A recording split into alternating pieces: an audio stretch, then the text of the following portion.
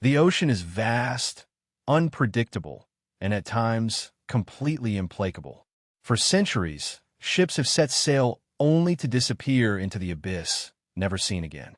Entire crews disappear without a trace.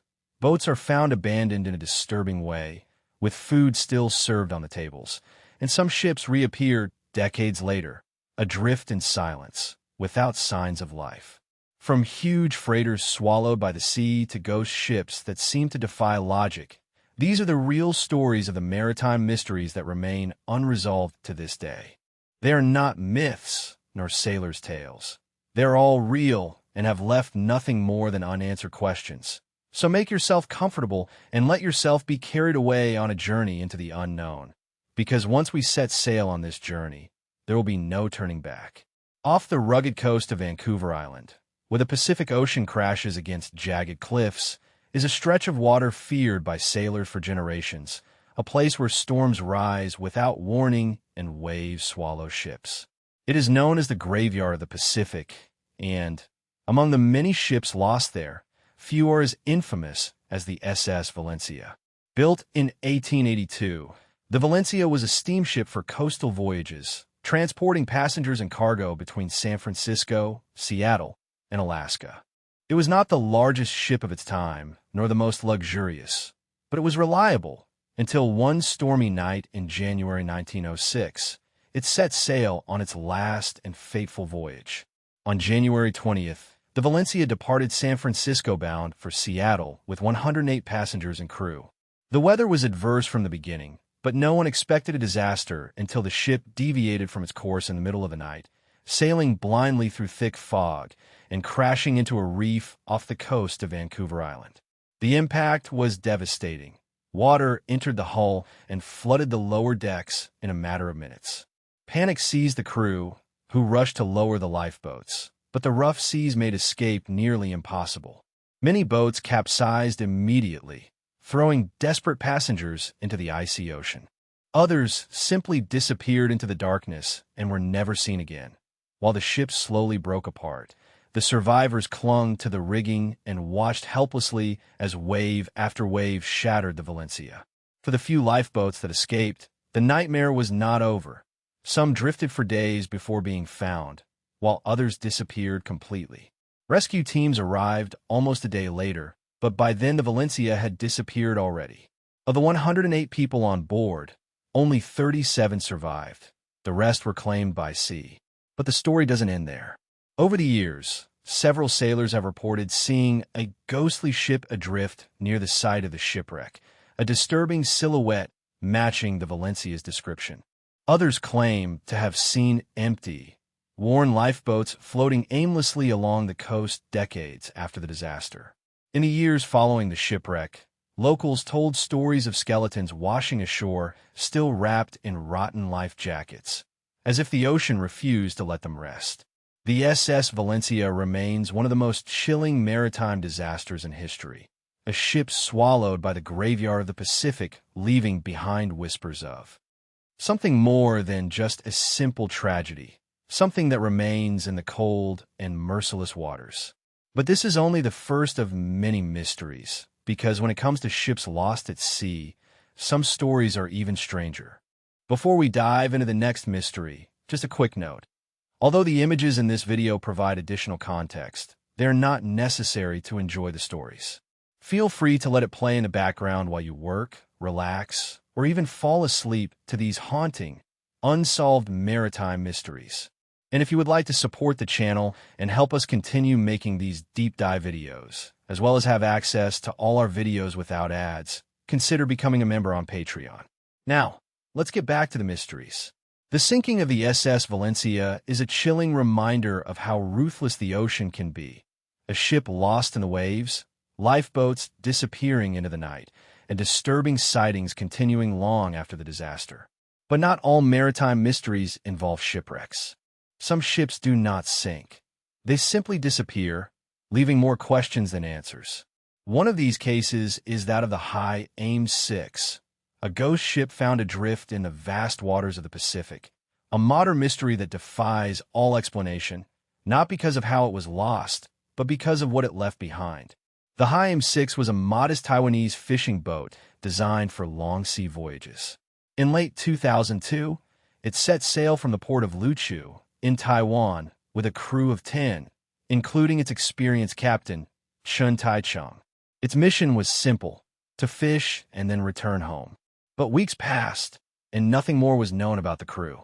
On January 20th, 2003, the ship did not show up at the scheduled checkpoints, and concern grew. But in the open sea, where ships disappear without a trace all the time, a delay was not unheard of. Then, on January 8th, 2003, an Australian Coast Guard patrol spotted a lone fishing boat adrift more than 800 miles off the coast of Western Australia. The ship's name was clearly visible, Hyam-6, but something was not right. There were no signs of life aboard. The Hyam-6 showed no apparent damage, and no distress signals had been sent. The engine was running, and the fuel tanks were full. The ship was in perfect condition, except that it had been completely abandoned. When the Australian authorities boarded the ship, they found the supplies intact, the personal belongings still in the crew's cabins, and the logbook missing, but the rest of the ship appeared abandoned in a hurry. In the warehouses, the fresh fish was carefully packed in ice, as if the crew had been working before suddenly disappearing. There were no signs of struggle, no indication that the crew had been forced to abandon the ship, and yet all 10 men had disappeared. The authorities investigated all possibilities. If the ship had been attacked by pirates, why had nothing been stolen? If there had been a mechanical failure, why was the engine still running? There were no signs of fire, no indication of treacherous waves or a storm, and the Hyam-6 was still floating intact. The only clue emerged when the authorities located one of the missing crew members, an Indonesian named Supriyanto. When they located him in Indonesia, he offered a vague and disturbing explanation. He claimed that the rest of the crew had been murdered in a mutiny, leaving the Hyam-6 adrift. But why and where had they gone? Supriyanto never gave a full explanation, and the authorities were left without an answer. Some speculated that a mutiny had occurred and that the crew had taken a lifeboat and disappeared into the ocean. But if that were true, where had they gone?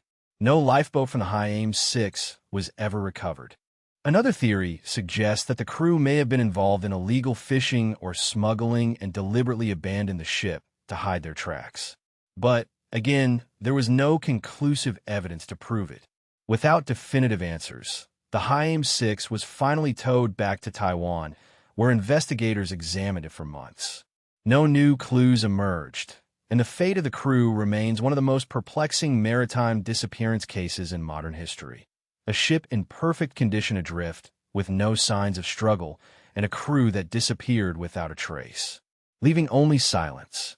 The Hyam-6 has become one of the most disturbing ghost ship cases of the 21st century, a mystery that may never be solved, but far from being the only ship that has been found abandoned, because sometimes the ocean does not take the ship, it only takes the people. And our next story is even stranger. The ocean has a way of swallowing ships completely, leaving nothing but questions. Some disappear in the middle of the night. Others send distress calls that are cut off mid-sentence. But few disappearances are as perplexing or controversial as that of the SS Marine Sulphur Queen, a ship that set sail on a routine voyage and was never seen again. There were no survivors, no wreckage, just an unsettling silence that still lingers today. Built in 1944 as a T2 tanker, the Marine Sulphur Queen was originally designed to transport oil during World War II, but after the war, it was converted into something much more volatile: a liquid sulfur transporter. The modification was simple: a few structural changes, reinforced tanks, and, suddenly, a ship that previously transported fuel began transporting molten sulfur at almost 275 degrees Fahrenheit.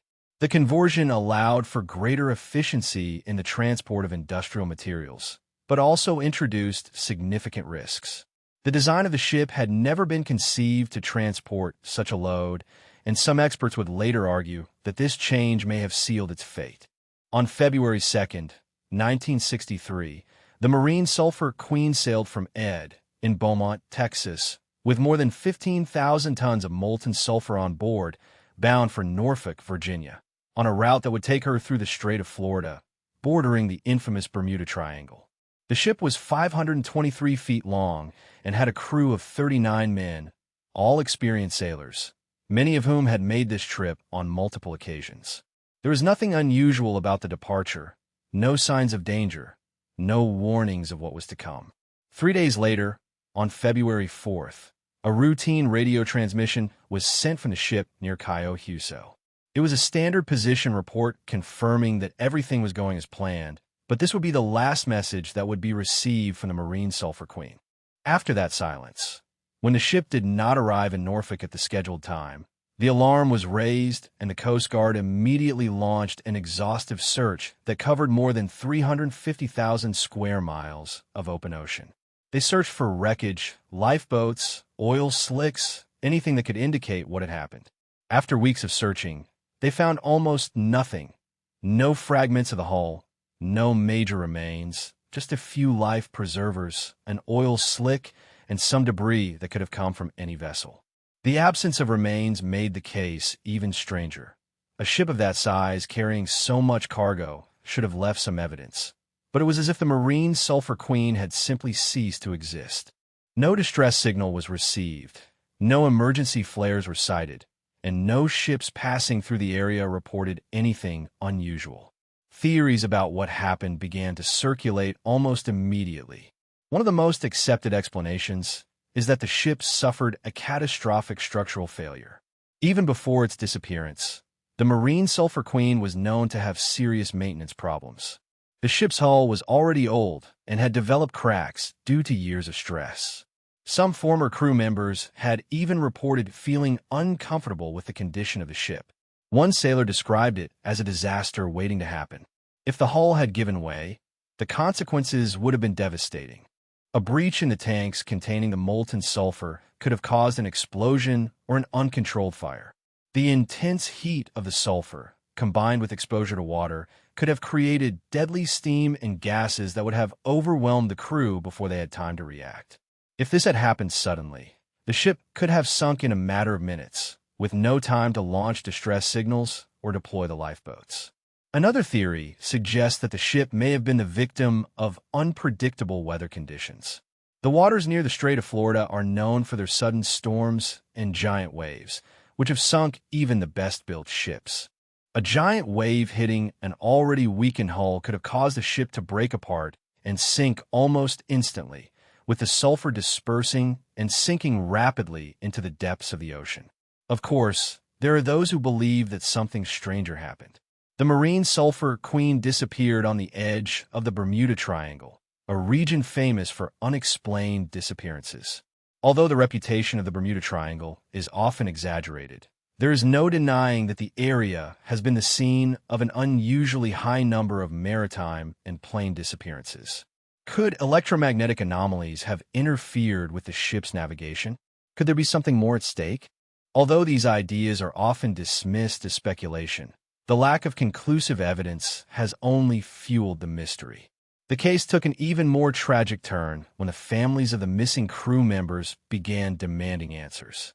Many felt that the company that owned the ship, Marine Transport Lines, had been negligent in maintaining the vessel in seaworthy condition in the years leading up to the sinking. There were lawsuits alleging that the company had knowingly allowed an unsafe ship to operate. In 1964, the Coast Guard published its official report in which it stated that the most probable cause of the disaster was a structural failure.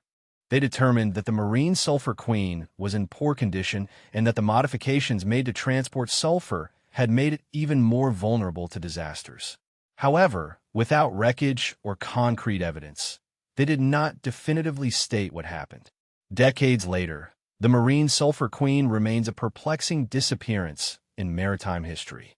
No remains of the crew were ever found, nor did any remains appear large enough to give answers. And despite technological advances in underwater exploration, the place where the ship rests remains unknown.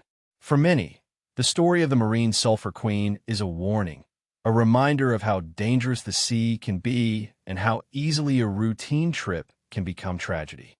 For others, it is an unsolved mystery, a ghost ship lost in time, waiting under the waves to be discovered, but one thing is certain. The Marine Sulphur Queen simply disappeared into thin air somewhere in the vast and dark ocean. The truth waits to be discovered.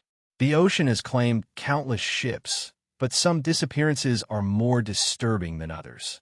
Some leave remains, a last distress call, or some clue as to what happened. But then there are cases like that of the Cast 2, a boat found completely intact, drifting aimlessly among the waves, with no trace of its crew, no signs of struggle or distress signals, just an abandoned and sinister yacht moving with the current. On April 15, 2007, the Cast 2, a 32-ton catamaran, set sail from Early Beach, Queensland, Australia. The ship was manned by 3 experienced sailors, Captain Derek Batten, 56, and his 2 friends Peter and James Tunstead, 69 and 63 years old. The trio had planned a leisurely trip along the northeast coast towards the city of Townsville before continuing to Western Australia. They were all experienced sailors, accustomed to the unpredictability of the ocean. Nothing particularly dangerous on the planned route, and the weather forecast was good. On April 18th, just 3 days after their departure, a surveillance plane spotted the Casu drifting near the Great Barrier Reef, about 88 nautical miles from Townsville. Something was clearly wrong. The yacht was moving with the wind, the sails were waving uncontrollably, and there seemed to be no one aboard. The authorities concerned sent a rescue team to board the vessel. When they arrived, what they found was chilling. The hull was in perfect condition. The engine was still running. There was an open and turned-on laptop. A meal had been prepared in the kitchen that had not been touched. The table was set as if the men had planned to sit down for lunch at any moment. 3 life jackets were still on board and used, and, what was even more disturbing, all personal belongings, including their wallets and passports, were still carefully stored on the ship, but there was no trace of the crew. The only thing that was out of place was some minor damage to a sail. Apart from that, it was as if the 3 men had simply evaporated. The authorities launched an extensive search operation combing the surrounding ocean for any trace of Batten and the Tunstead brothers, but the bodies were never found. No distress call had been sent, and no emergency beacon activated. So what could have happened? One of the main theories suggests that the men were swept away by a sudden wave or a strong gust of wind. If one of them had fallen, the others might have instinctively tried to save him, but been swept away themselves. If this had happened quickly, the yacht could have continued to drift on its own before anyone had a chance to get back on board. But if that were the case, why didn't they grab the life jackets, and why didn't anyone manage to grab onto the boat? Another theory has to do with fishing. When investigators examined the yacht, they found a fishing line dragging behind. Some have speculated that one of them might have been reeling in a fishing line when he fell overboard, and that the others might have come to his aid, but been swept into the water in a tragic twist. If the yacht was still sailing at a constant speed, even a short distance could have been enough to make it impossible to get back on board. A more unusual theory suggests that a sudden medical emergency could have occurred. Could one of the men have suffered a heart attack or stroke that caused panic, and all 3 ended up in the water? Without eyewitnesses, there is no way to know. And then, of course, there are the more far-fetched theories, stories of foul play, mysterious sea creatures, or even something paranormal. But however intriguing these ideas may be, in the end there is no real evidence to support them. The disappearance of the Cast 2 remains a perplexing maritime mystery in recent history. 3 experienced sailors disappeared without a trace, leaving behind a ship in perfect condition that should have taken them safely to their destination. Was it a tragic accident, a giant wave, a desperate attempt to save a friend that cost all 3 their lives? Whatever the truth, the Cast 2 continues to float in the minds of those who hear its story. A ghost ship without a clear answer, lost in the vastness of sea. The ocean is not short on mysteries, but some ships not only disappear, but return hauntingly intact, but without the people who should be aboard. The Cast 2 was one of those cases, but it was not the first. Decades earlier, another ship was discovered adrift, aimlessly, with its crew missing without a trace, only unanswered questions. This is the mystery of the Carol Deering. The Carol Deering was a five-masted schooner built in 1919 for commercial transport. It was a large and robust ship, designed to transport cargo over long distances. In 1920, it was commissioned to transport a cargo of coal from Virginia to Rio de Janeiro, Brazil.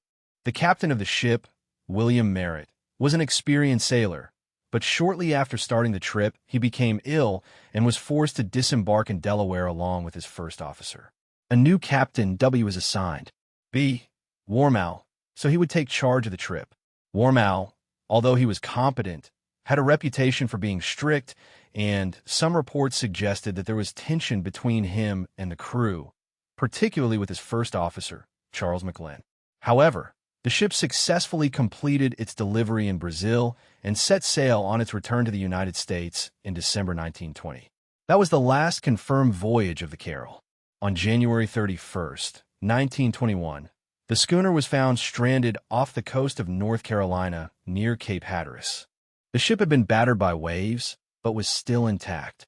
However, when the Coast Guard boarded her, they found it completely abandoned. There was no trace of the crew, no bodies, no lifeboats, no personal effects. The only things left were half-eaten meals in the kitchen, a missing logbook, and an unsettling silence.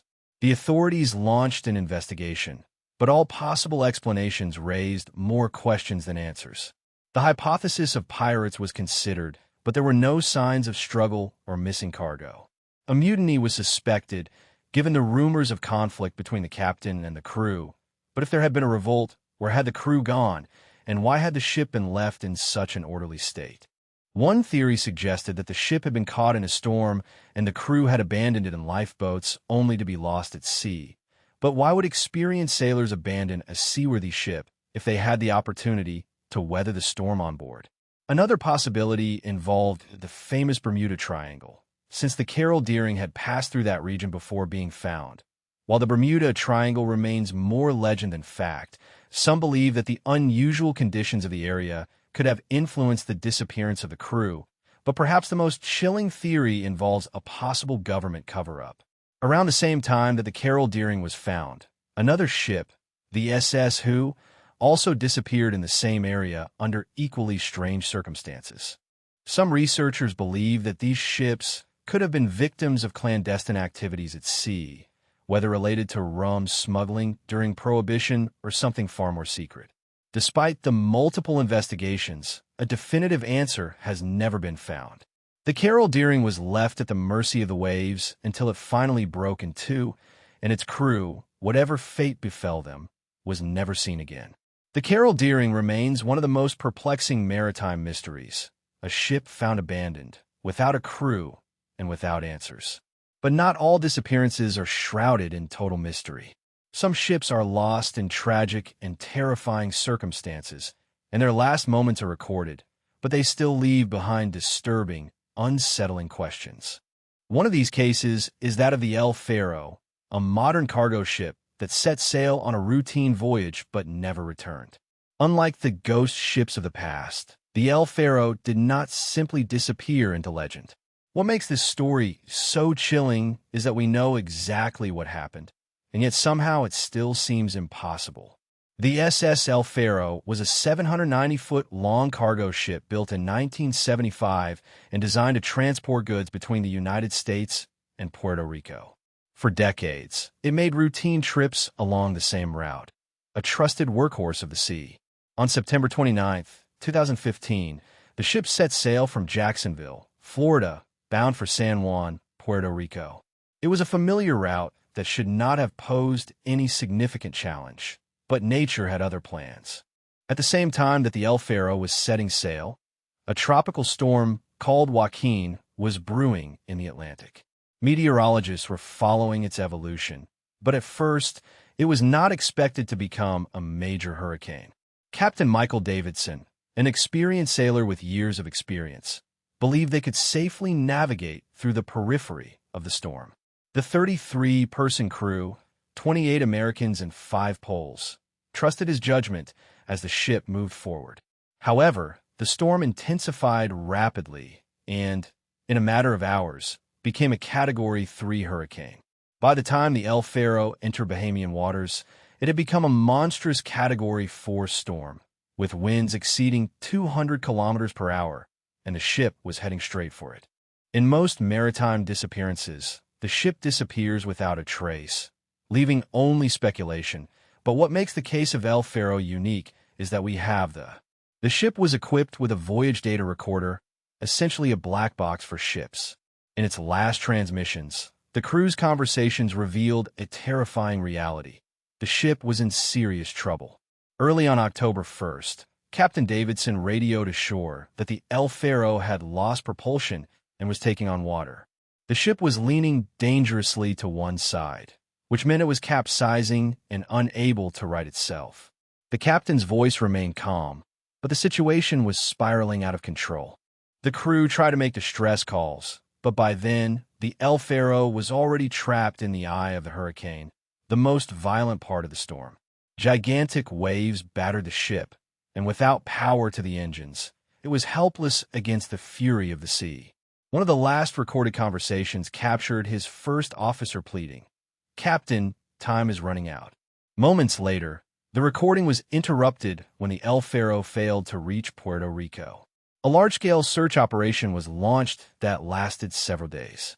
Coast Guard helicopters and rescue ships scoured the area for any sign of the missing ship. At first, all they found was a trail of debris, lifeboats, a life ring, and pieces of cargo floating in the open sea, but the ship was nowhere to be found. It wasn't until more than a month later, on November 1st, that the wreckage was finally located nearly 15,000 feet below the surface, resting on the ocean floor. The ship had sunk in one piece, its final resting place a silent tomb for the 33 crew members on board. The discovery brought closure, but also more questions. The official cause of the sinking was determined to be a combination of mechanical failures and its unfortunate position in the storm, but many believe the tragedy could have been avoided. Some experts argue that Captain Davidson miscalculated the storm's severity and should have changed course sooner. Others point to the age of the ship. Built in the 1970s, the Alero was an old vessel with obsolete lifeboats, unable to withstand such extreme conditions.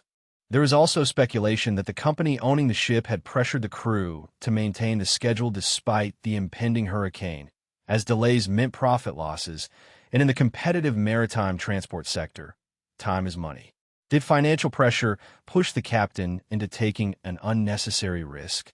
What makes the Alero disaster so chilling is that we know exactly how it happened, yet it still seems like an indescribable horror. Unlike many lost ships, there are no myths, no legends, no ghost stories, just real people trapped in a nightmare, struggling to survive against forces beyond their control. The ocean took them, as it has taken so many before. The sinking of the SS El Faro was a modern maritime tragedy, a story in which we know exactly what happened, but that still haunts us due to its inevitability. However, not all ships leave a detailed record of their last moments. Some disappear into legend, their last hours shrouded in mystery. Few lost ships have captured the imagination like the SS Edmund Fitzgerald, an enormous freighter that sank without a single survivor, leaving behind only disturbing questions and speculation. The SS Edmund Fitzgerald was no ordinary ship. At 729 feet long, it was the largest freighter on the North American Great Lakes when launched in 1958. Built to transport iron ore from the mines of Minnesota to the steel mills of the Midwest, it was a workhorse of the shipping industry, making routine crossings through the unpredictable waters of Lake Superior. Despite its industrial purpose, the Edmund Fitzgerald had a certain prestige. It was the pride of the Great Lakes Fleet and earned nicknames such as the Queen of the Lakes for its impressive size and reputation. The ship's crew felt very proud of their vessel, and over the years, it became one of the best-known ships to ever sail the inland seas of North America. For 17 years, it operated without major incident, but all that changed on November 10, 1975. That November, the Edmund Fitzgerald was making what should have been a routine trip from Superior, Wisconsin, to a steel mill near Detroit, carrying more than 26,000 tons of taconite, iron, or pellets. It It was a known route, which it had completed many times before. Captain Ernest Murley, an experienced sailor, was in command. Alongside him were 28 crew members, veteran sailors accustomed to the challenges of the Great Lakes. But as the ship set sail, a winter storm was forming that would prove to be one of the worst that Lake Superior had ever seen. On the afternoon of November 9th, the storm had intensified, bringing giant waves and hurricane-force winds. Another freighter, the Arthur M. Anderson, was traveling the same route and was in radio contact with the Edmund Fitzgerald. Both captains knew they were in for a difficult night, but neither could foresee how deadly the storm would become. Throughout the following day, conditions continued to deteriorate. Waves reached 76 meters and winds blew at nearly 95 kilometers per hour. The Edmund Fitzgerald took a beating, and by mid-afternoon on November 10th, the ship began reporting problems. The storm had torn off the railings, water entered the deck, and its radar had stopped working. Despite this, Morley remained confident, and around 7:10 p.m. made his last radio transmission to Arthur M. Anderson saying, "We are staying afloat." It was the last that was known of the Edmund Fitzgerald. Minutes after that last radio call, the radar of the Arthur M. Anderson lost contact with the Edmund Fitzgerald. The ship had disappeared without sending any distress signal, without asking for help, and without any indication that its crew was trying to abandon ship. Rescue efforts began immediately, but at first they found nothing. No lifeboats, no survivors, no wreckage, just the endless waves of Lake Superior battered by the storm. It was not until days later that the remains, including life jackets and twisted metal, began to reach the coast. Weeks later, sonar scanners finally located the remains of the Edmund Fitzgerald, which lay on the bottom of Lake Superior in two huge pieces more than 500 feet below the surface. But even with the discovery, the mystery remained unsolved. Exactly what had happened in those last moments. Unlike many shipwrecks, there were no eyewitnesses to the Edmund Fitzgerald's disappearance, and the ship's sudden disappearance left investigators searching for answers for years. Several theories have emerged over the years, but none offers a definitive explanation. One of the most accepted theories is that the ship suffered structural failure. The intense storm, combined with the ship's heavy load, may have caused the hull to crack under pressure. If this happened, the Edmund Fitzgerald could have taken on water quickly, sinking in a matter of seconds, too fast for the crew to react. Another theory suggests that the ship ran aground on an unmapped shoal. Lake Superior is full of unpredictable underwater terrain, and some experts believe the ship may have struck a submerged obstacle that flooded it before breaking apart. There is also speculation that the storm itself was responsible. The Great Lakes are known for producing giant waves, huge walls of water that can appear without warning. Some believe that a wave up to 35 feet high may have hit the Edmund Fitzgerald and sunk it before it could send a distress call. Perhaps the most disturbing aspect of the ship's sinking is the lack of recovery of the bodies. None of the 29 crew members were found, leading some to wonder if they sank with the wreckage or were swept into the cold abyss, lost forever. The SS Edmund Fitzgerald remains one of the most famous shipwrecks in North American history, thanks in part to its mysterious nature and the haunting ballad that was written about it in 1976. Canadian musician Gordon Lightfoot released The Wreck of the Edmund Fitzgerald, a song that immortalized the tragedy and made the story known to millions of people. Today, the shipwreck site is a protected tomb, and diving expeditions are highly restricted out of respect for the lost crew. However, in 1995, a team of researchers recovered the bell from the deep-sea wreck and placed it in a museum as a memorial to those who perished. Despite the passage of time, the questions surrounding the Edmund Fitzgerald remain unanswered. What exactly caused the ship to sink so quickly? Did the crew have any chance to escape? And could another ship suffer the same fate in the treacherous waters of Lake Superior? Treacherous waters of Lake Superior? One thing is certain. The Great Lakes have always been unpredictable, capable of going from calm to deadly in the blink of an eye. The SS Edmund Fitzgerald remains one of the most disturbing maritime mysteries in modern history. A ship lost in the depths of Lake Superior without a single survivor. But although it met its destiny in the crushing depths of fresh waters. Not all ghost ships end up at the bottom of the ocean. Some are left adrift, carried by the currents for years, disappearing and reappearing without explanation. One of the strangest cases in recent history was that of the MV Lyubov Orlova, a ship that should have been scrapped, but instead became a modern ghost ship, lost at sea and possibly still out there, somewhere, waiting to be found. Built in 1976, the Lyubov Orlova was a Soviet-era cruise ship designed to navigate icy waters. For years, it transported passengers on expeditions to the Arctic, offering impressive views of icebergs and wildlife in some of the most remote regions of the Earth. But as the years passed, what was once a proud vessel fell into disuse and, in the early 2000s, was no longer used. It was abandoned in a Canadian port, rusting, a shadow of its former self. Finally, the decision was made to scrap the vessel, and, in 2013, it was towed from Newfoundland bound for a scrapyard in the Dominican Republic, but the trip did not go as planned.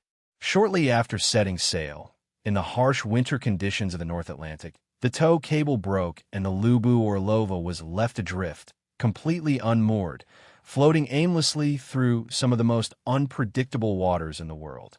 The Canadian authorities briefly recovered it, but decided to let it go again as they considered it no longer their responsibility. From that moment on, the ship was officially lost at sea, and that is where the mystery really begins. For months, reports of possible sightings arrived. The ship was big, difficult to miss, and yet no one seemed to be able to confirm exactly where it was. Some speculated that it had sunk, dragged by the rough sea, but others believed that it was still out there, adrift, going deeper and deeper into the open ocean. Without crew, without maintenance, it was a ship without a captain that moved wherever the currents took it. Then the most disturbing theory arose. The possibility that the Lyubov Orlova had become infested with rats trapped without food, which would have been forced to devour each other, creating a floating and rusty mass of cannibal rats that wandered silently through the Atlantic. Despite the strangeness of these claims, experts pointed out that the ship could have remained afloat for years without official confirmation of its sinking. It became the perfect ghost ship legend. Some feared that it would end up appearing somewhere, like a decaying hull crashing against an unsuspecting coast. Others believed that it could still be out there, carried by the tides, with its final destination unknown. From time to time, of strange signals on the radar of unidentified vessels sighted in the distance, which fueled speculation that the ship had not disappeared at all. Years passed without confirmed sightings, and, to this day, many take it for granted that the Lyubov Orlova must have finally met its end in the ocean, but without remains, without official sinking, and without evidence to confirm its fate, it remains one of the strangest maritime mysteries of modern times. A ship destined for scrap, lost in the immensity of the Atlantic, abandoned adrift indefinitely. Whether it lies at the bottom of the ocean or continues to drift unseen, its story has become established as one of the most disturbing ghost ship stories in history. However, it is not the only ship that has disappeared in strange circumstances, because the following case goes back almost a century, a ship that disappeared completely, leaving nothing but speculation. The story of the MV Lyubov Orlova is disturbing because it is so recent, a ghost ship of the modern era lost in the vast Atlantic without a clear destination. But not all lost ships are as simple as a broken tow cable and the relentless force of the currents. Some disappear in such strange and inexplicable circumstances that they leave more questions than answers. And perhaps no ghost ship is as chilling or as shrouded in mystery as the SS Ourang Medan, a ship whose crew was supposedly found dead in horrific conditions, with no explanation of what happened to them. The story of the Medan dates back to the late 1940s, after World War II. The exact details are obscure, but the most accepted version claims that the ship was a Dutch freighter sailing through the Strait of Malacca, one of the busiest and most strategically important waterways in the world. The first sign of trouble came when nearby ships picked up a distress signal. The message was cryptic and chilling. A Morse code operator aboard the Ourang Medan sent a brief and frantic transmission saying that all the officers, including the captain, were dead in the navigation room and on the bridge, and that possibly the entire crew dead. After a brief pause, followed a final message with two words that only increased the mystery: "I die." Then silence. Nearby ships responded and traced the distress call to the approximate location of the Ourang Medan. When the rescue teams arrived, they found the freighter floating disturbingly in calm waters, apparently undamaged and with no signs of fighting or attack. But what they found inside was far more disturbing than they expected. The entire crew was dead, with the bodies scattered across the decks, frozen in expressions of pure terror, with their mouths open in silent screams. It is said that their eyes were wide open with fear, as if they had witnessed something horrible in their last moments. Even the ship's dog was found lifeless, with its body twisted as if it had been overcome by the same terror that had taken the crew. There were no visible wounds, no blood, no bullet wounds, no signs of fighting. The engine room was intact, the cargo intact. It was as if death had come suddenly, taking all the souls on board without leaving a trace of violence. The rescue team, understandably shocked, tried to tow the ship back to port for further investigation. But before they could do so, something even stranger happened. Smoke began to come out of the lower decks, which spread rapidly throughout the ship. In a matter of seconds, a fire broke out, engulfing the Ourang Medan in flames. The rescuers barely had time to retreat before a huge explosion shook the ship and sent it to the bottom of the ocean, lost forever, and with it, the Ourang Medan took its secrets. The theories about what happened range from the most plausible to the most extravagant. Some believe that the ship was carrying dangerous chemicals, possibly nerve agents left over from the war, which leaked and poisoned the crew. This would explain the absence of visible injuries and the strange expressions of terror, as certain chemical agents can cause seizures and facial contortions in their victims. Others suggest that it was poisoning by carbon monoxide from a defective boiler, a silent killer that could have finished the crew before they realized what was happening. But there are also more supernatural explanations.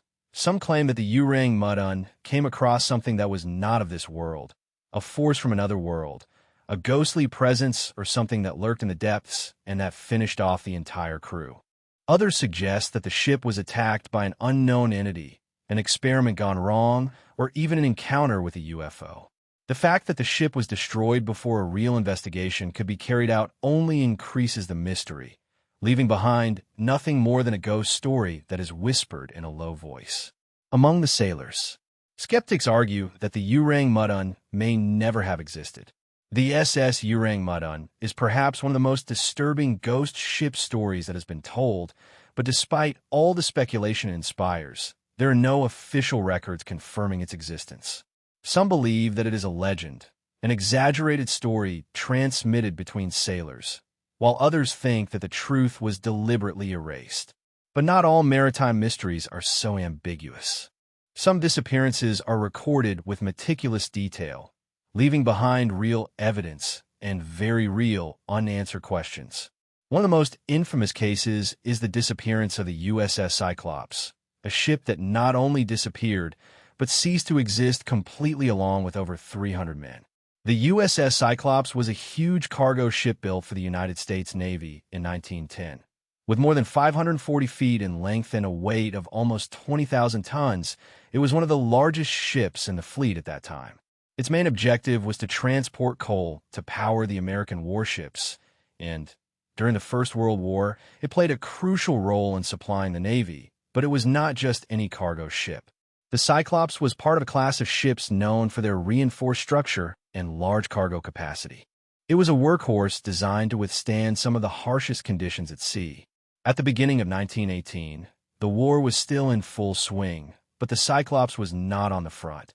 It had been entrusted with a critical supply mission to transport more than 10,000 tons of manganese, or an essential material for the production of steel, across the Atlantic. The ship set sail from Brazil at the end of February, with a planned stopover in Barbados before continuing to its final destination, Baltimore. Everything seemed routine. The weather was calm, The ship was in good condition, and the crew had no reason to expect problems. Then, without warning, the Cyclops disappeared. No distress signal was sent, no remains were found, and no survivors appeared. It was as if the ship had been torn from existence, swallowed by the ocean without a trace. The disappearance of the Cyclops remains one of the greatest losses of life in the naval history of the United States, not related to combat, with 306 men on board at that time. Despite a century of speculation, no one has been able to determine exactly what happened. The United States Navy immediately launched a search operation that combed the waters along the planned route. But after weeks of searching, nothing was found. Not a single piece of wreckage, not an oil slick, not a single indication of the enormous ship. The loss was so disconcerting that the authorities could only reach one conclusion. The USS Cyclops simply disappeared. For years, theories have circulated about what could have caused the sudden disappearance of such a large and robustly built ship. Some of the most logical explanations point to a natural structural failure. The Cyclops had suffered engine problems at the beginning of its journey, and reports from Barbados suggested that it was sailing with only one of its two engines. A cargo ship with engine problems would be vulnerable, especially if it encountered bad weather. Although the ship was considered robust, it had a major defect. Its structure was heavily reinforced with a single long beam that ran the entire length of the hull.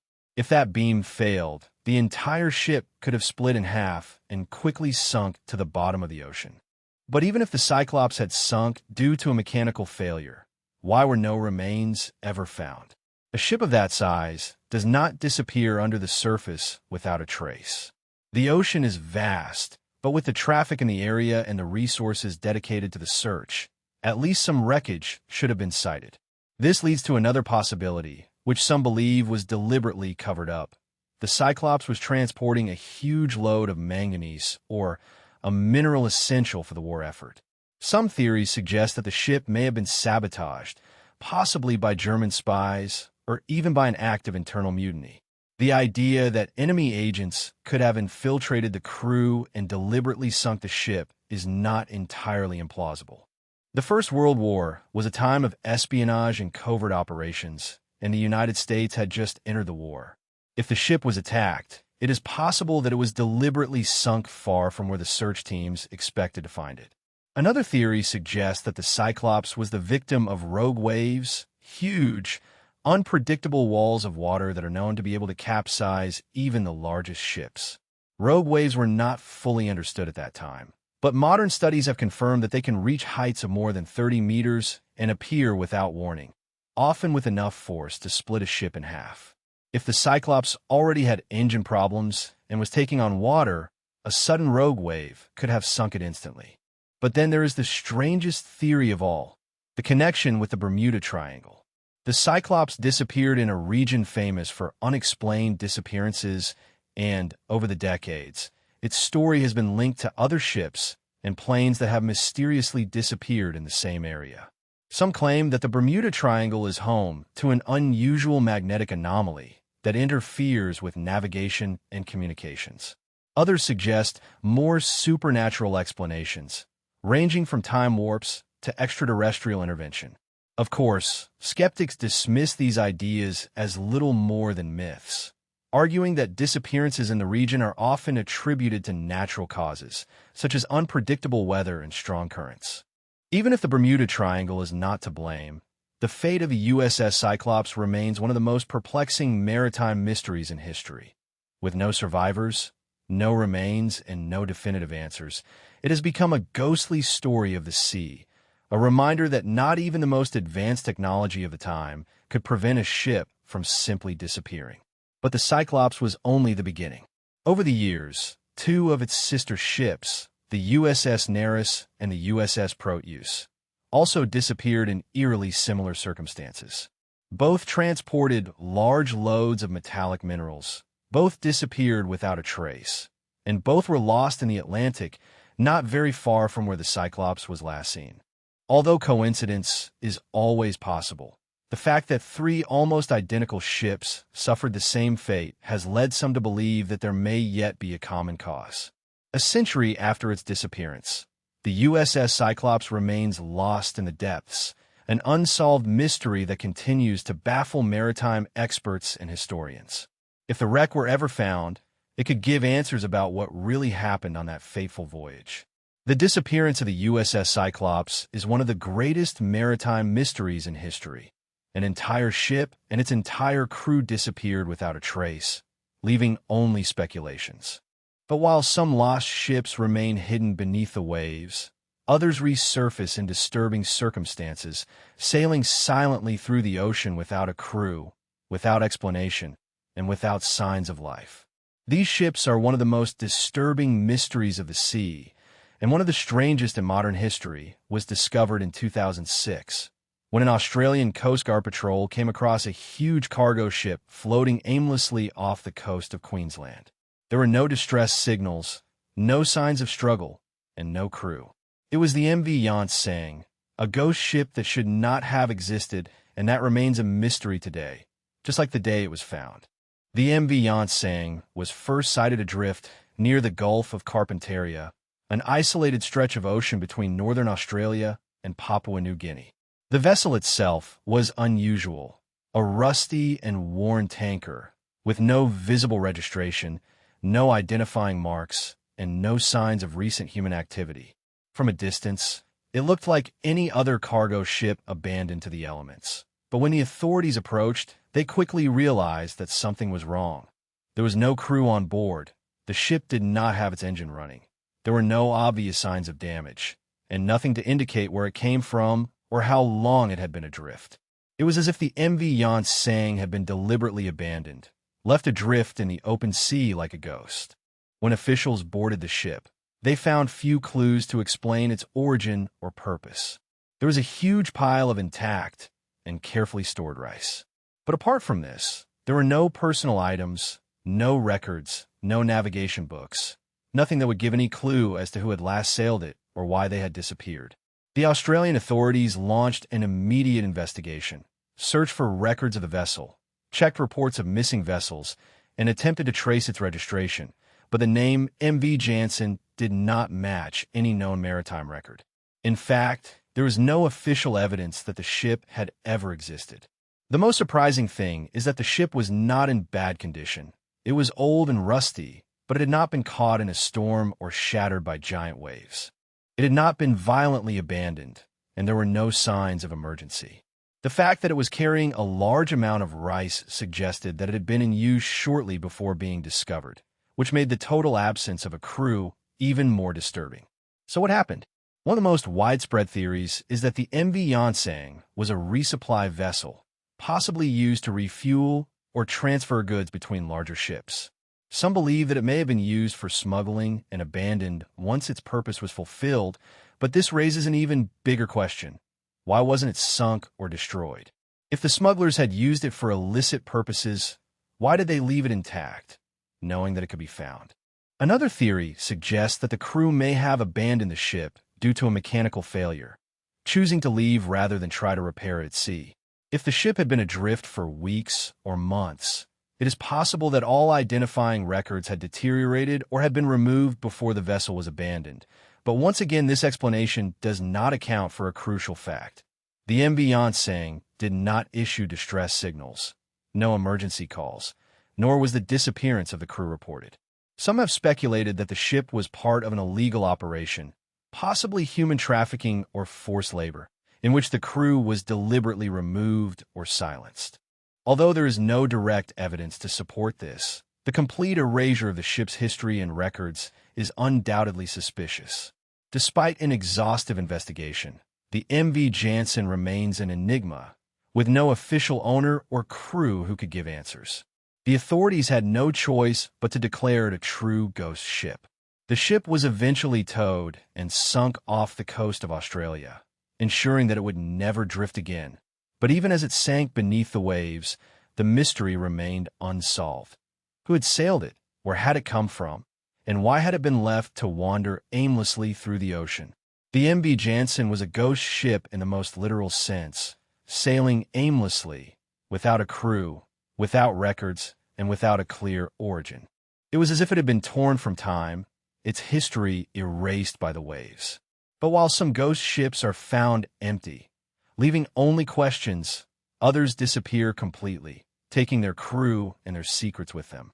And in some cases, these disappearances are so complete that, even after centuries, no trace is found. One of the most perplexing maritime disappearances in history is that of the Blenheim, a British merchant ship that set sail in the early 19th century and was never seen again. Unlike many lost ships, the Blenheim was not caught in a storm, was not attacked by pirates, and was not abandoned at sea.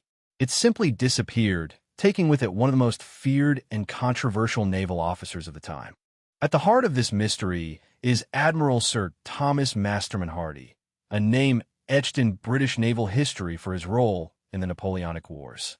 Hardy was famous for being present when Lord Nelson died at the Battle of Trafalgar, and his reputation followed him for a long time. But at the time of the Blenheim's last voyage, it was not Hardy who was in command, but another British admiral, Sir Thomas Trubridge, a decorated officer. Trubridge had built a long career in the Royal Navy, but in 1807 he was facing a downturn in his fortune. Trubridge had been assigned to command the Blenheim, a 74-gun warship that had been converted into a merchant vessel. The ship itself was old and reportedly in poor condition, worn out by years of combat and long voyages throughout the British Empire. Despite concerns about its seaworthiness, the Blenheim set sail from India bound for Great Britain, calling at several ports along the way. In early 1807, the Blenheim set sail from Madras, accompanied by another ship, the Harrier. The voyage was supposed to be routine, but as the ships ventured into the Indian Ocean, they encountered a violent storm. The Harrier managed to weather the chaos, but when the sky cleared, the Blenheim had disappeared. There were no distress signals, no wreckage, and no survivors. The Blenheim, along with its entire crew, had vanished. The search efforts began, but no trace of the ship was ever found. Some believe that the ship had succumbed to the storm, destroyed by the relentless waves, but others were not so sure. Trubridge had been a controversial figure, known for his strict discipline and occasionally harsh leadership. Rumors spread that the crew had mutinied, taking control of the ship and disappearing deliberately. Adding to the mystery, there were later reports from sailors in the region claiming to have seen a battered warship adrift at sea, with torn sails and an eerily silent deck. But when someone went to investigate, it had always disappeared. If the Blenheim had sunk, why were its remains never found? And if it had been taken by mutineers, where had it gone to? To this day, the Blenheim remains a disturbing mystery. An entire ship swallowed by the ocean without a trace. A warship that became like a ghost. The Blenheim is a disturbing reminder of how the sea can erase even the most powerful ships without a trace. A ship, its crew, and its captain, all gone, leaving nothing more than questions. Some maritime disappearances are immediate, lost to storms and violent waters. Others are slower and stranger. A ship leaves port as usual, its crew expecting a routine voyage, and then nothing. No distress call, no wreckage, just silence. And in the modern era, with all the advances in communication and navigation, it should be almost impossible for a large ship to simply disappear. But in 1980, that is exactly what happened. A huge American cargo ship, the SS Poet, set sail from Philadelphia, bound for the Middle East. It was a voyage that the ship had made many times before, but this time, it never arrived. The Poet disappeared somewhere in the vast Atlantic Ocean, and to this day, no one knows just what happened. The SS Poet was a World War II cargo ship, originally built in 1944 as part of the war effort. Over the decades, it had been repurposed and modernized, becoming a bulk carrier used to transport grain and other goods around the world. At the time of its last voyage, the Poet was almost 40 years old, but was still considered seaworthy. On the afternoon of October 24th, 1980, the Poet set sail from Philadelphia with a cargo of corn bound for the port of Sidi in Egypt. The 34 crew members on board expected an uneventful voyage across the Atlantic, following well-established sea routes. The ship was in good condition, the weather was fine, and there was no cause for concern. The Poet's departure was recorded, and radio contact was established with the ship. The next morning, everything was normal, but after that transmission, the poet went silent then. Days passed, and the ship was due to check in as it approached the Azores, but nothing was heard from it. Arrive at its destination in Egypt, alarms went off. The United States Coast Guard launched a large-scale search, scouring the Atlantic for any trace of the ship, but there was nothing.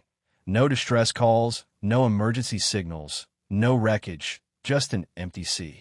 For a modern cargo ship to disappear so completely without even a hint of wreckage was almost unheard of. Investigators had only theories, each more disturbing than the last. One of the most immediate concerns was the weather.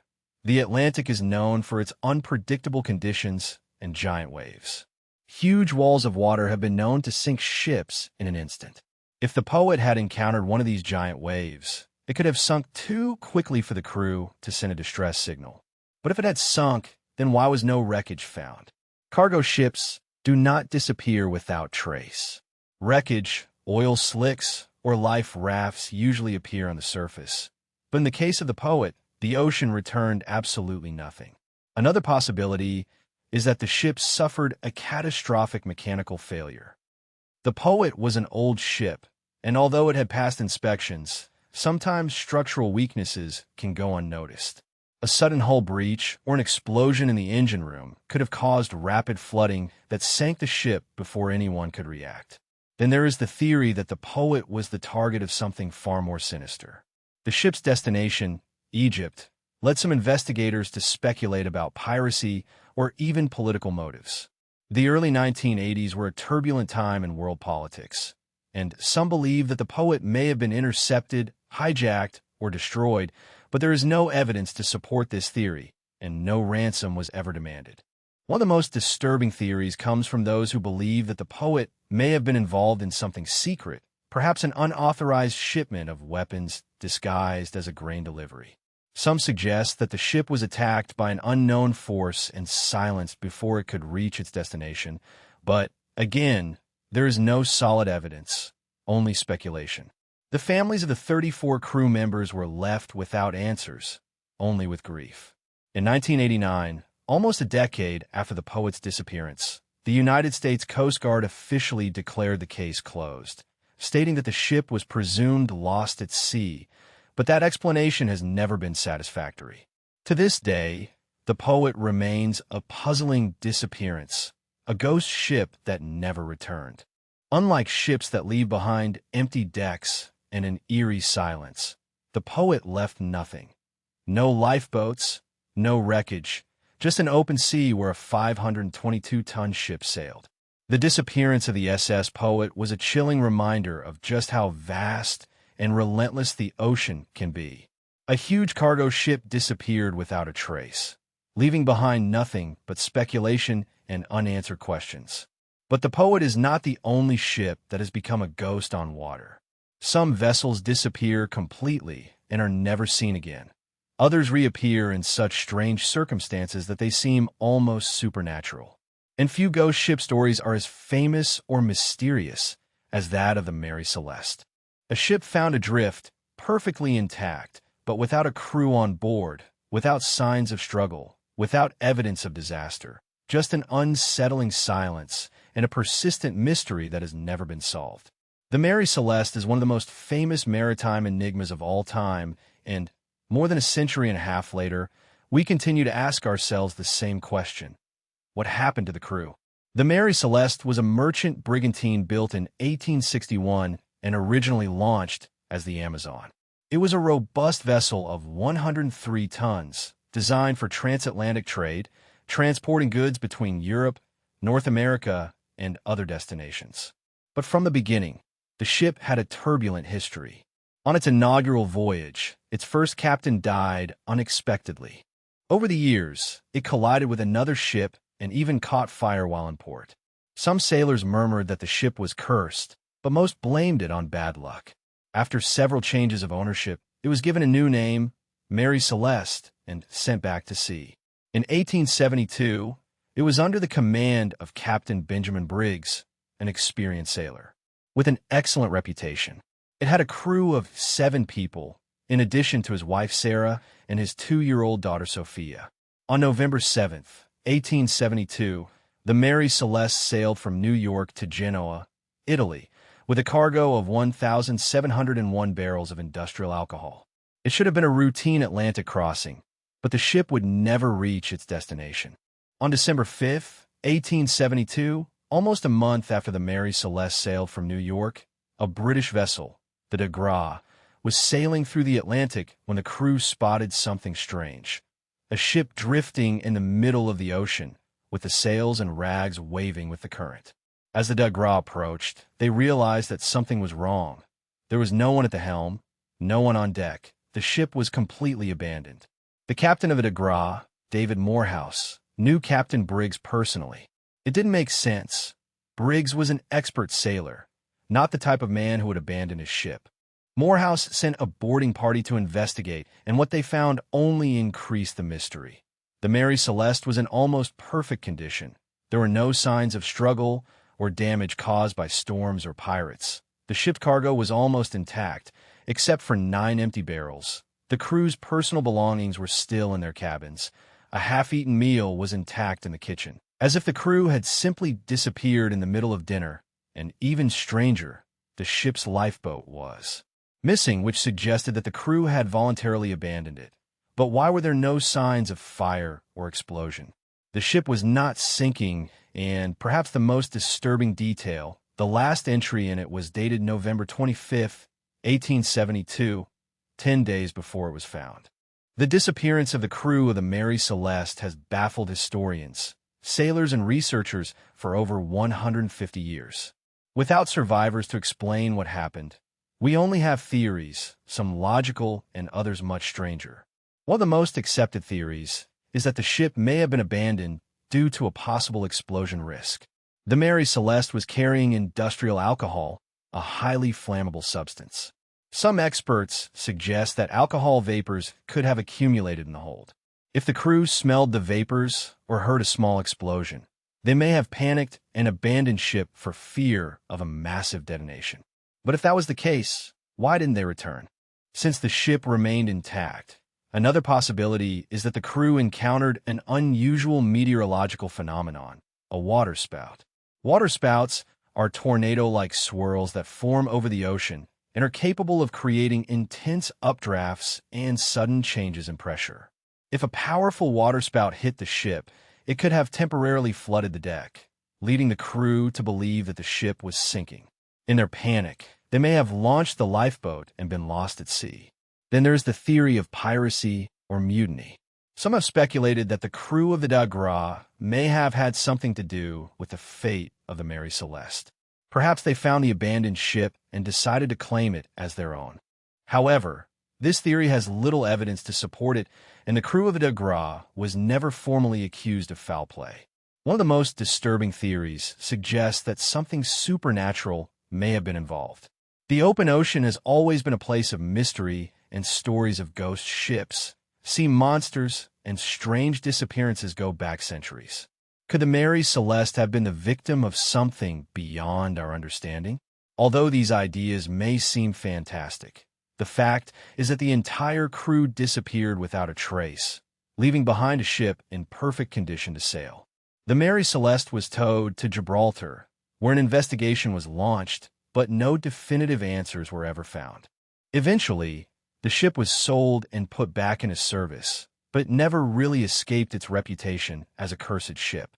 In 1885, its last captain, desperate to get rid of the unlucky ship, deliberately ran it aground off the coast of Haiti in an attempt to commit insurance fraud. The plan failed, and the Mary Celeste was left abandoned at the bottom of the sea, its reputation as a haunted ship following it even after its demise. The Mary Celeste remains one of the most infamous ghost ship mysteries of all time. A vessel found perfectly intact but completely abandoned, with its crew missing without a trace. Theories range from the rational to the supernatural, but the truth remains buried somewhere in the cold Atlantic. But maritime mysteries don't end there. Over the centuries, countless ships have disappeared, sometimes taking all their passengers with them, never to be seen again. In 1880, the HMS Atlanta, a training ship of the British Navy, became one of the most perplexing disappearances in history. A ship full of young sailors who set out on what should have been a routine voyage, only to disappear completely without a trace. No survivors. Nothing. The HMS Atlanta was neither a warship nor a merchant ship, but a training ship designed to train young cadets from the Royal Navy. Originally built as HMS Juno in 1844, it served as a sixth-rate frigate before being converted into a training ship in 1878. Renamed Atlanta, the ship became a floating classroom used to teach future sailors the ins and outs of life at sea. In January 1880, the HMS Atlanta set sail from Bermuda, bound for England. On board were 281 men, most of them young cadets in training under Captain Francis Sterling's command. The journey was supposed to be straightforward, a return crossing of the Atlantic that had been made countless times before, but this time something went terribly wrong.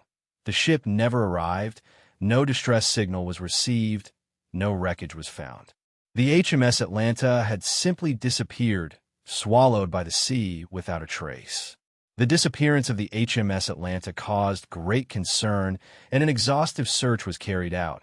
But despite scouring the ocean for months, no trace of the ship or its crew was ever found. One of the most accepted theories is that the ship encountered a violent storm. The North Atlantic in winter is known for its unpredictable climate, and some historians believe that the Atlanta may have been caught by a strong gale that overwhelmed it. Since being a wooden sailing ship, it would have been vulnerable to sudden storms, and if the storm was strong enough, it could have capsized or been shattered by the waves. Another possibility is that the ship was the victim of a phenomenon known as a white squall, a sudden and intense storm that can form without warning and generate hurricane-force winds that strike with devastating speed. If the Atlanta encountered such a storm, it is possible that it sank before the crew had time to react. But not everyone believes that the weather was the only culprit. Some theories suggest that the ship may have suffered structural failures as a training ship. The Atlanta carried many inexperienced sailors who may not have been prepared for the harsh conditions of the open sea. If the rigging was mishandled or a critical mistake was made during the storm, the ship could have become uncontrollable, leading to disaster. Others have speculated that a rogue wave, an enormous, unexpected wall of water that can reach more than 25 meters in height, could have been responsible. Rogue waves are known to strike without warning, and in the days of wooden ships, one of them could have easily sent the ship to the bottom of the ocean. And then, of course, there are more unusual theories. Some have linked the HMS Atlanta to the Bermuda Triangle, as its last known location was near that region, famous for unexplained disappearances.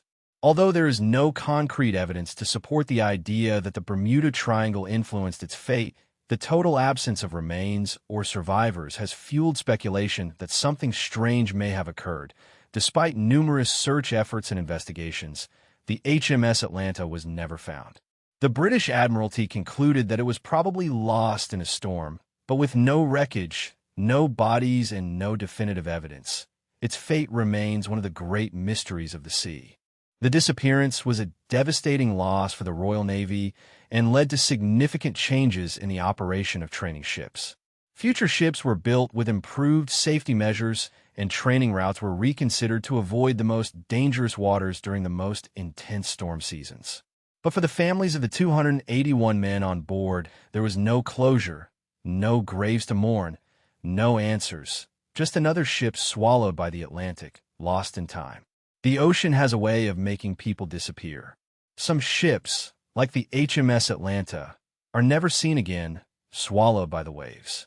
Others, like the Resolven, reappear eerily intact, but completely abandoned, as if their crews had simply vanished into thin air.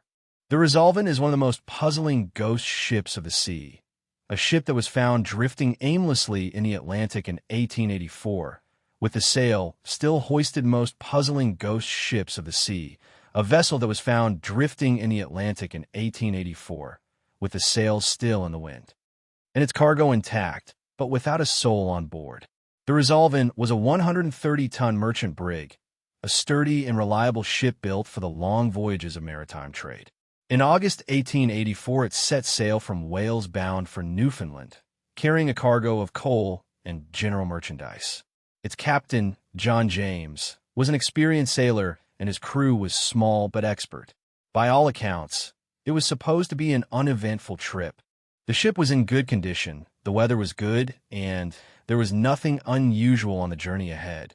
But something changed once they reached the open sea. Days later, the Resolven was spotted drifting off the coast of Newfoundland by another ship, the Hussar. At first, everything seemed normal. The brig was intact, with its sails unfurled and sailing at a good pace with the wind. But as the Hussar approached, something was wrong. There were no signs of life on deck. No one responded to signals or calls. The ship was sailing alone, like an empty ghost on the waves. When the crew of the Hussar finally boarded, they encountered a scene as unsettling as it was disturbing. The cabin showed no signs of struggle. The captain's quarters were in order, his bed made, his personal effects still carefully placed, the crew's belongings remained intact. The ship's cargo was completely intact, with no evidence of theft or piracy. The logbook was still there, but its last entry contained nothing unusual. No distress signal, no warning, just the routine details of a journey that, by all appearances, had gone normally. Only two things were missing: the ship and the entire crew. It was clear that the crew had abandoned the ship, but why was there no sign of damage in the saloon? No leaks, no indication that the ship was sinking or had sprung a leak. Provisions were plentiful, and the weather at the time was calm.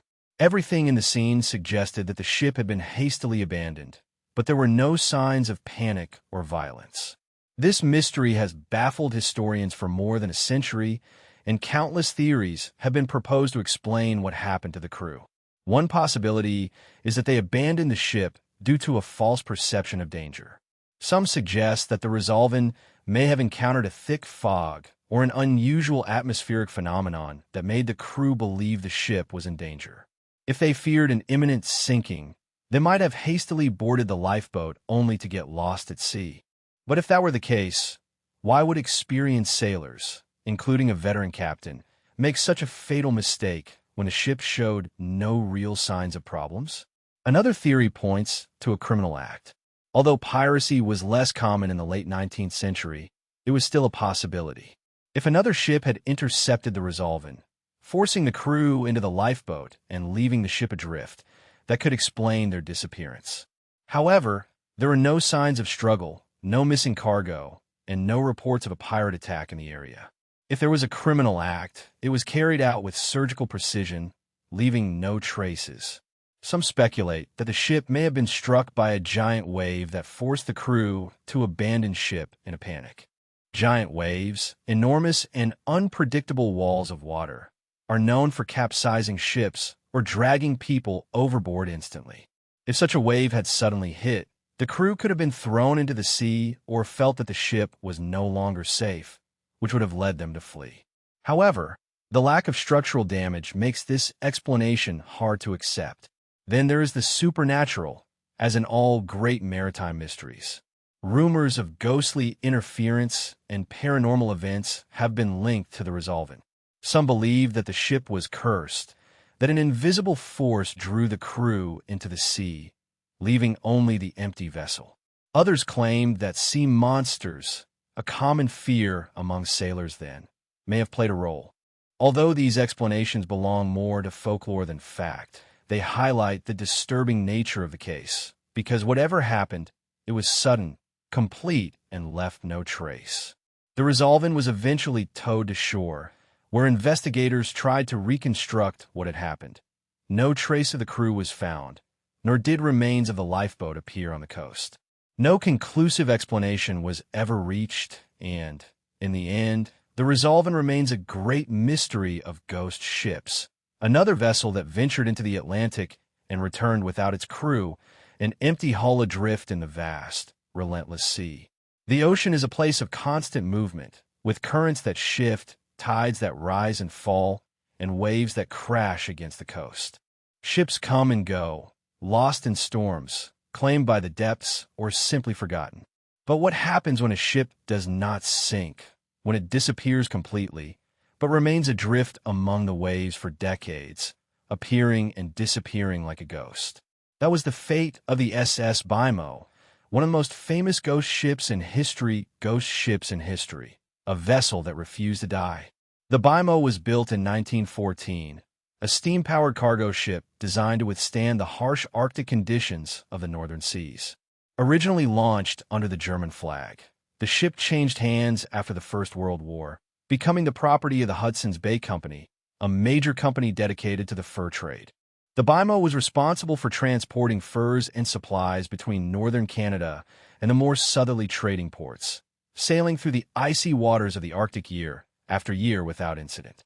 In 1931, the ship was well known on the frozen trade routes and was captained by experienced sailors who knew how to handle the brutal conditions. But that year something changed. Winter was approaching and the ice began to form earlier than expected, and the Bimo was trapped in the icy waters off Alaska.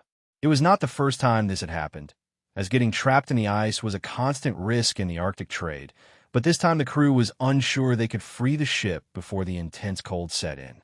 For days, the crew tried to break the increasingly thick ice, hoping to escape, but nature did not cooperate.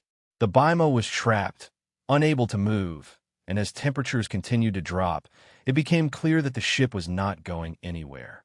Faced with the brutal reality of an Arctic winter, the crew made the difficult decision to abandon the ship.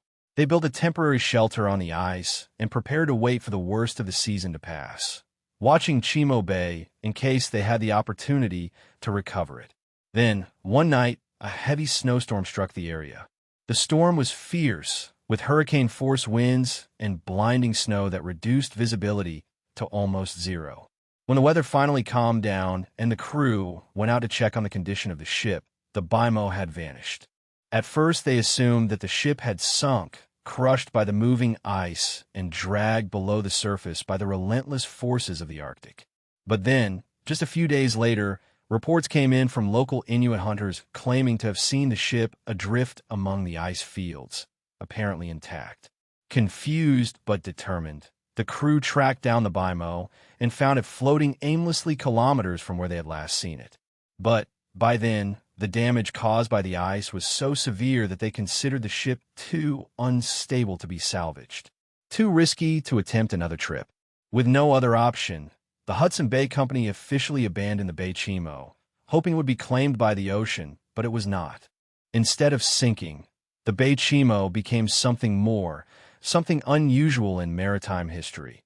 It became a true ghost ship. Over the following decades, the Bimo continued to appear in different parts of the Arctic, drifting silently among the ice, always moving, never staying in one place for long. Sailors, hunters, and explorers sighted the ship, unexpectedly, sometimes glimpsing its dark hull emerging from the fog. Each time it was abandoned, without a crew, but it continued to float, as if refusing to surrender to the sea.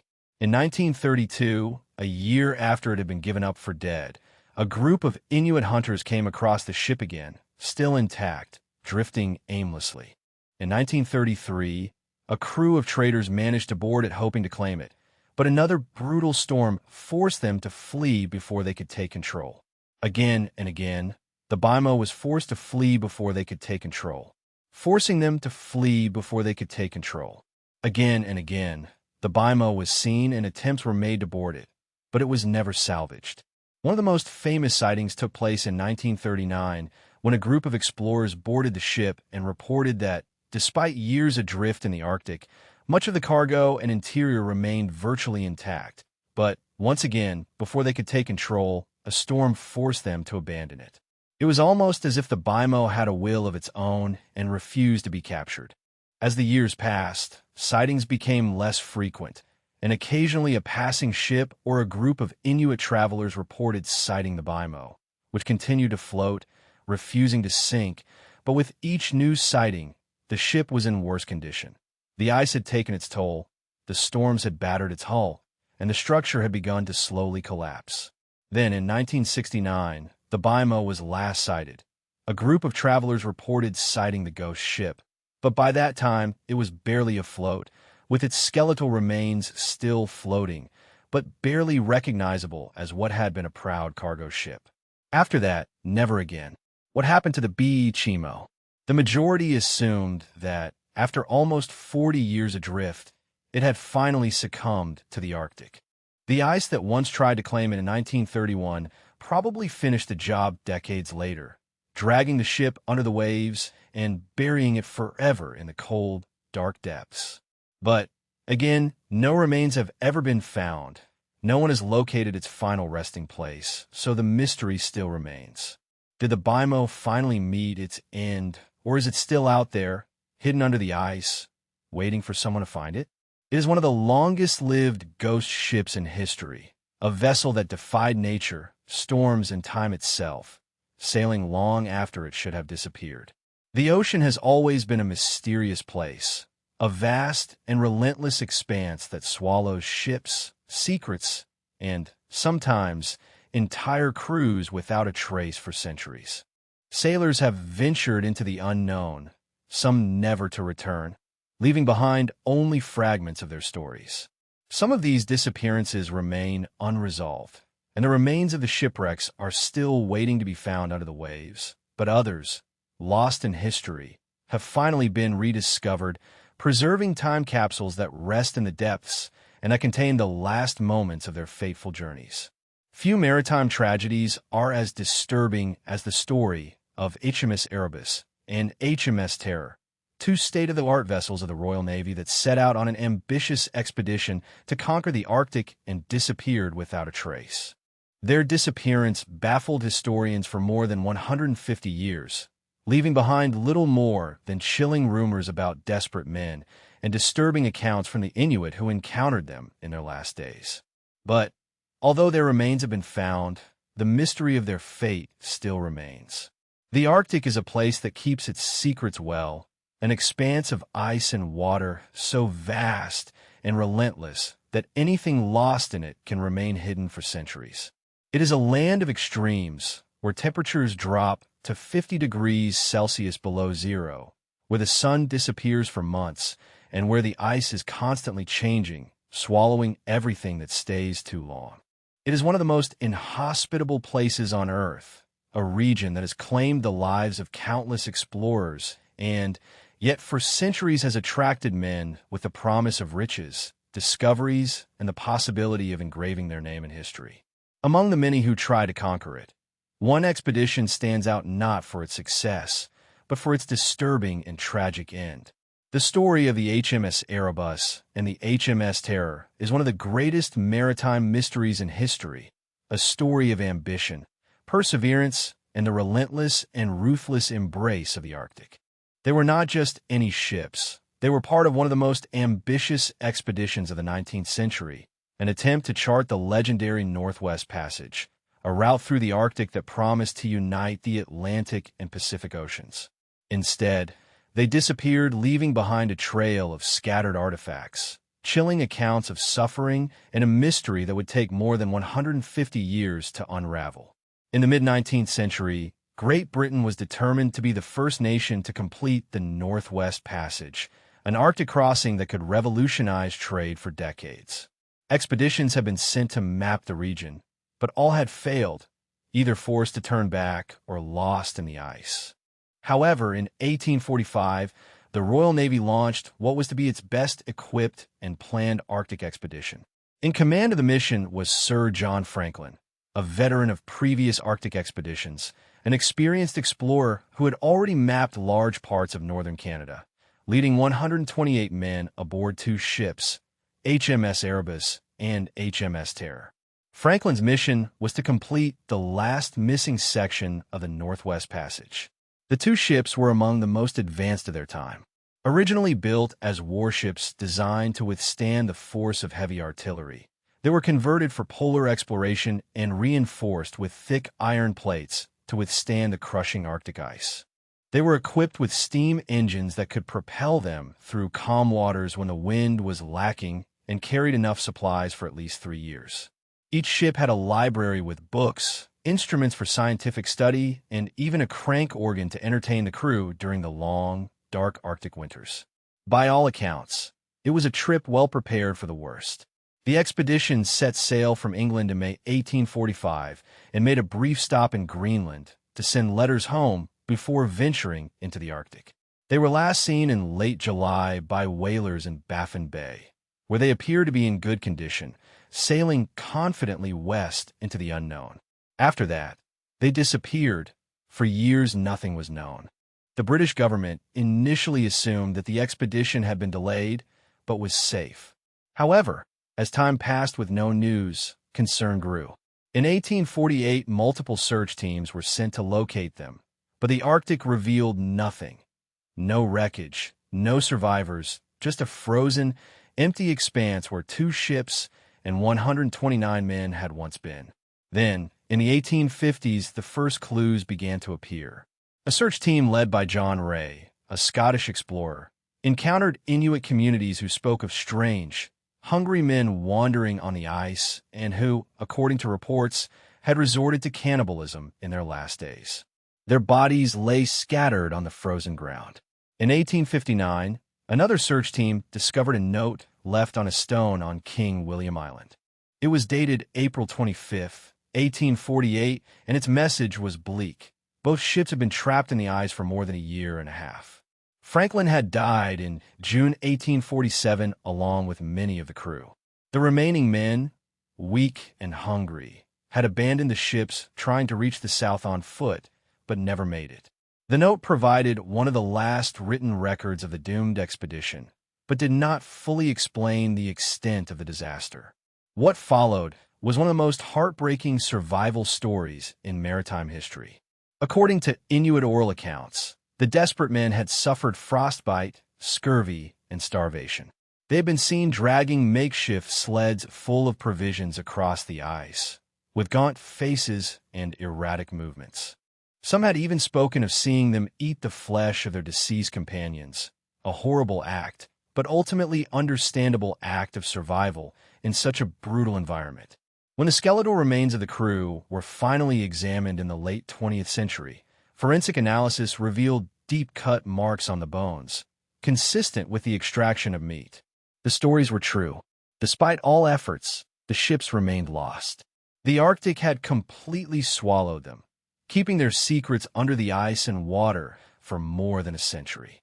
The Erebus and the Terror were nothing more than ghost ships that were spoken of in legends and speculations. But then, in 2014, a great advance occurred. A Canadian search team, using sonars and underwater drones, located the HMS Erebus in the Victoria Strait, resting on the seabed in a surprising state of conservation. 2 years later, the HMS Terror was found more than 50 miles away in Terror Bay, with the hull still intact and the cabins preserved as if time had stopped. Inside, the researchers discovered dishes still stacked on shelves, intact furniture, and even diaries and logbooks that someday could reveal more details about the crew's last days. The discovery of the wrecks solved the mystery of where the ships had gone, but left many questions unanswered. Why were they trapped for so long? What really caused the deaths of the 129 men? A prevailing theory suggests that lead poisoning had something to do with it. The expedition's canned food was sealed with lead solder, and the bones of the crew members show high levels of lead exposure, which could have led to cognitive impairment that made their decisions to survive increasingly desperate. Others speculate that diseases, such as tuberculosis or scurvy, combined with the brutal Arctic conditions, sealed their fate long before they had a chance to escape. There is also the disturbing possibility that something else failed, something beyond hunger, disease, and cold. The Inuit who encountered the last survivors described them as behaving strangely, almost as if they were losing their minds. Some spoke of seeing emaciated and sunken-eyed men stumbling on the ice, unable to properly communicate. Their accounts have given rise to theories about Eode poisoning from contaminated food or even Arctic hysteria, a psychological disorder caused by extreme isolation and starvation. Another possibility, though less discussed, is the presence of rogue waves. Although they are not common in the icy waters of the Arctic, it is known that in extreme conditions, giant waves can form capable of swallowing ships instantly. Could such a wave have damaged the ships, causing them to become trapped in the ice? It is an unlikely theory, but the Arctic is still an unpredictable place, even now that the ships have been found. The Erebus and the Terror remain ghostly relics of a doomed expedition, whose silent remains rest in the Arctic depths. Divers continue to explore its interior in search of more clues hidden in the frozen past. But the true story of what happened to Franklin's men, their suffering and last moments, may never be fully known. The fate of the HMS Erebus and the HMS Terror is a grim reminder of how relentless the sea can be.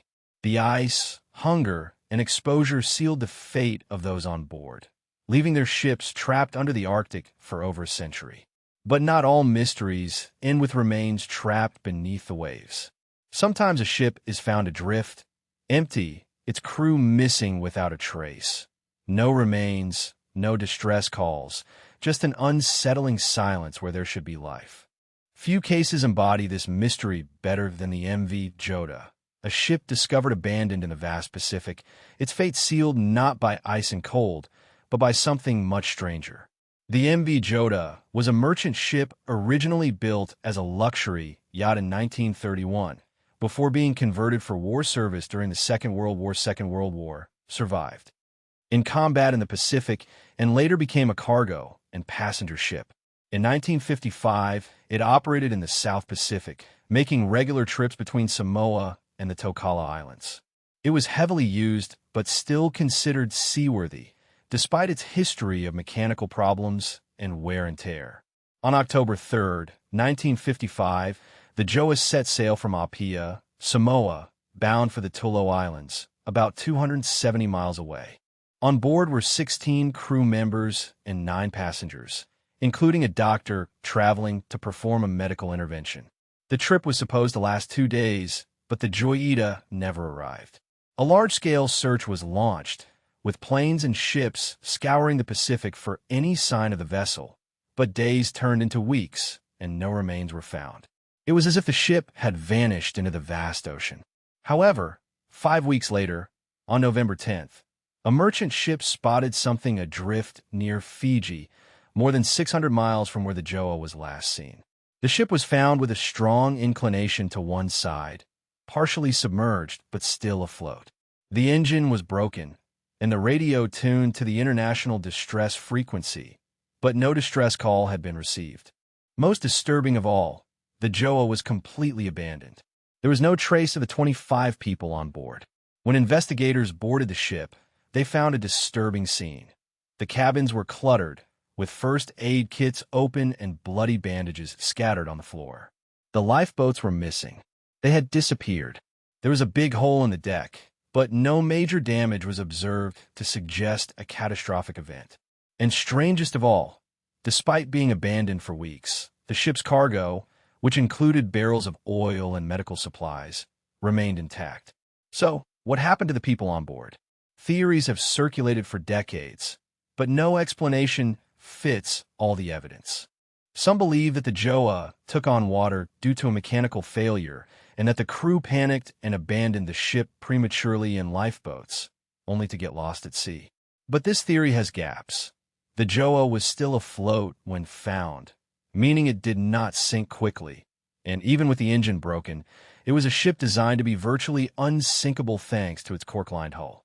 Others speculate that pirates could have boarded the Joyita and forced the crew and passengers to abandon ship. But again, the ship's cargo was still intact, with valuables untouched, which seems unlikely if the motive was piracy. Then there is the theory that something more sinister occurred. Some believe that there may have been a violent fight on board, possibly a mutiny or an attack, which led to the crew and passengers being thrown overboard.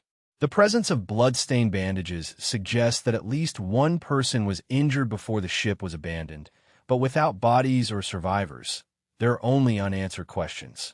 One of the strangest details of the Joy's disappearance is the radio, which had been tuned to the distress frequency, but no distress call was ever received, suggesting that someone had tried to send a message, but, for some reason, failed. Never reached its destination. Perhaps the radio failed, or something prevented them from sending a call before being forced to abandon ship.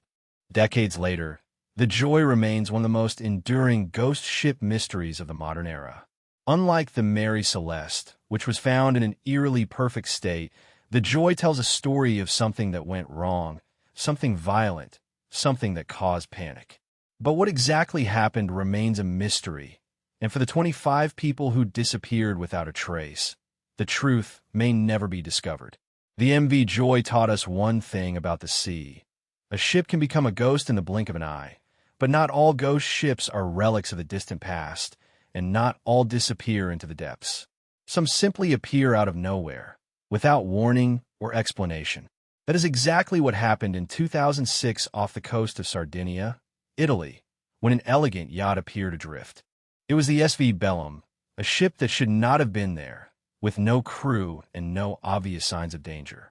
But, unlike the abandoned ships of maritime tradition, this ship seemed almost intact, as if its crew had simply gone below for a moment and never returned. The SV Bellum was first spotted by the Italian Coast Guard floating aimlessly near Pa Volpe, a picturesque stretch of the Sardinian coast known for its turquoise waters and wealthy visitors. At first glance, the ship seemed to belong to one of the wealthy tourists who frequent the Mediterranean. It was a modern and luxurious schooner, equipped with expensive equipment and stocked with select food and personal items. There was half-finished food in the kitchen, clothes abandoned in the cabins, and even French maps and documents scattered on a table. But there was no trace of the crew, no distress signals, and no clear indication of what happened. This mystery immediately captured the attention of the whole world. How was it possible that a ship so well cared for and clearly prepared for a comfortable trip was completely deserted? The first theories were dramatic: a kidnapping, a shipwreck on the high seas, perhaps even something paranormal. The unease of an empty ship swaying gently in the crystal-clear waters of Sardinia sparked comparisons with some of the most famous ghost ships in history, such as the Mary Celeste. But in this case, the answers came faster than expected. The authorities quickly located the yacht's owner, a wealthy man from Luxembourg, according to official reports. The disappearance was not the result of a criminal act or a tragedy, but simply a case of abandonment of the ship by the owner due to financial or personal problems. He had left the ship adrift to avoid port fees or legal problems, something that, although infrequent, happens in the world of navigation. In that sense, the SV Bellum was not a ghost ship born of disaster, but of abandonment. However, despite this relatively mundane explanation, the SV Bellum retained a strange charm. Its discovery fueled an ancient and deep fear of the sea, that a ship is only alive while there are people on board, and that, once they are gone, all that remains is an empty hull, a drifting reminder of how easily life can disappear at sea. Despite knowing the truth, there is something undeniably disturbing about a yacht with dinner served on the table, moving gently with the tide and with no trace of its passengers. The Bellum was not old, cursed, or tragic, but it became a modern ghost story, a reminder that the sea does not always need storms or disasters to swallow its travelers. Sometimes, all it takes is a quiet decision to leave, and a ship becomes a mystery. And although this story had a solution, many other much older and more historic ships are still out there, drifting through history without answers. One of those ships began its life not as a ghost, but as a proud exploration vessel, part of a desperate search for answers in one of the most hostile environments on Earth. This is the story of the HMS Resolute, a ship lost in the ice that returned from the dead and became a symbol of mystery, survival, and strange maritime destiny. The HMS Resolute was a ship of the British Royal Navy launched in 1850, built expressly for a somber and dangerous mission, to search for the missing Franklin expedition. When the Resolute joined the search, Sir John Franklin and his two ships, the HMS Erebus and the HMS Terror, had already disappeared into the void of the Arctic, swallowed by the relentless ice while searching for the elusive Northwest Passage. Great Britain, desperate to find answers and determined to recover its lost heroes, sent a series of search expeditions, including the Resolute, hoping to find some trace of Franklin's fate, armed with reinforced hulls designed to withstand the brutal pressure of the Arctic.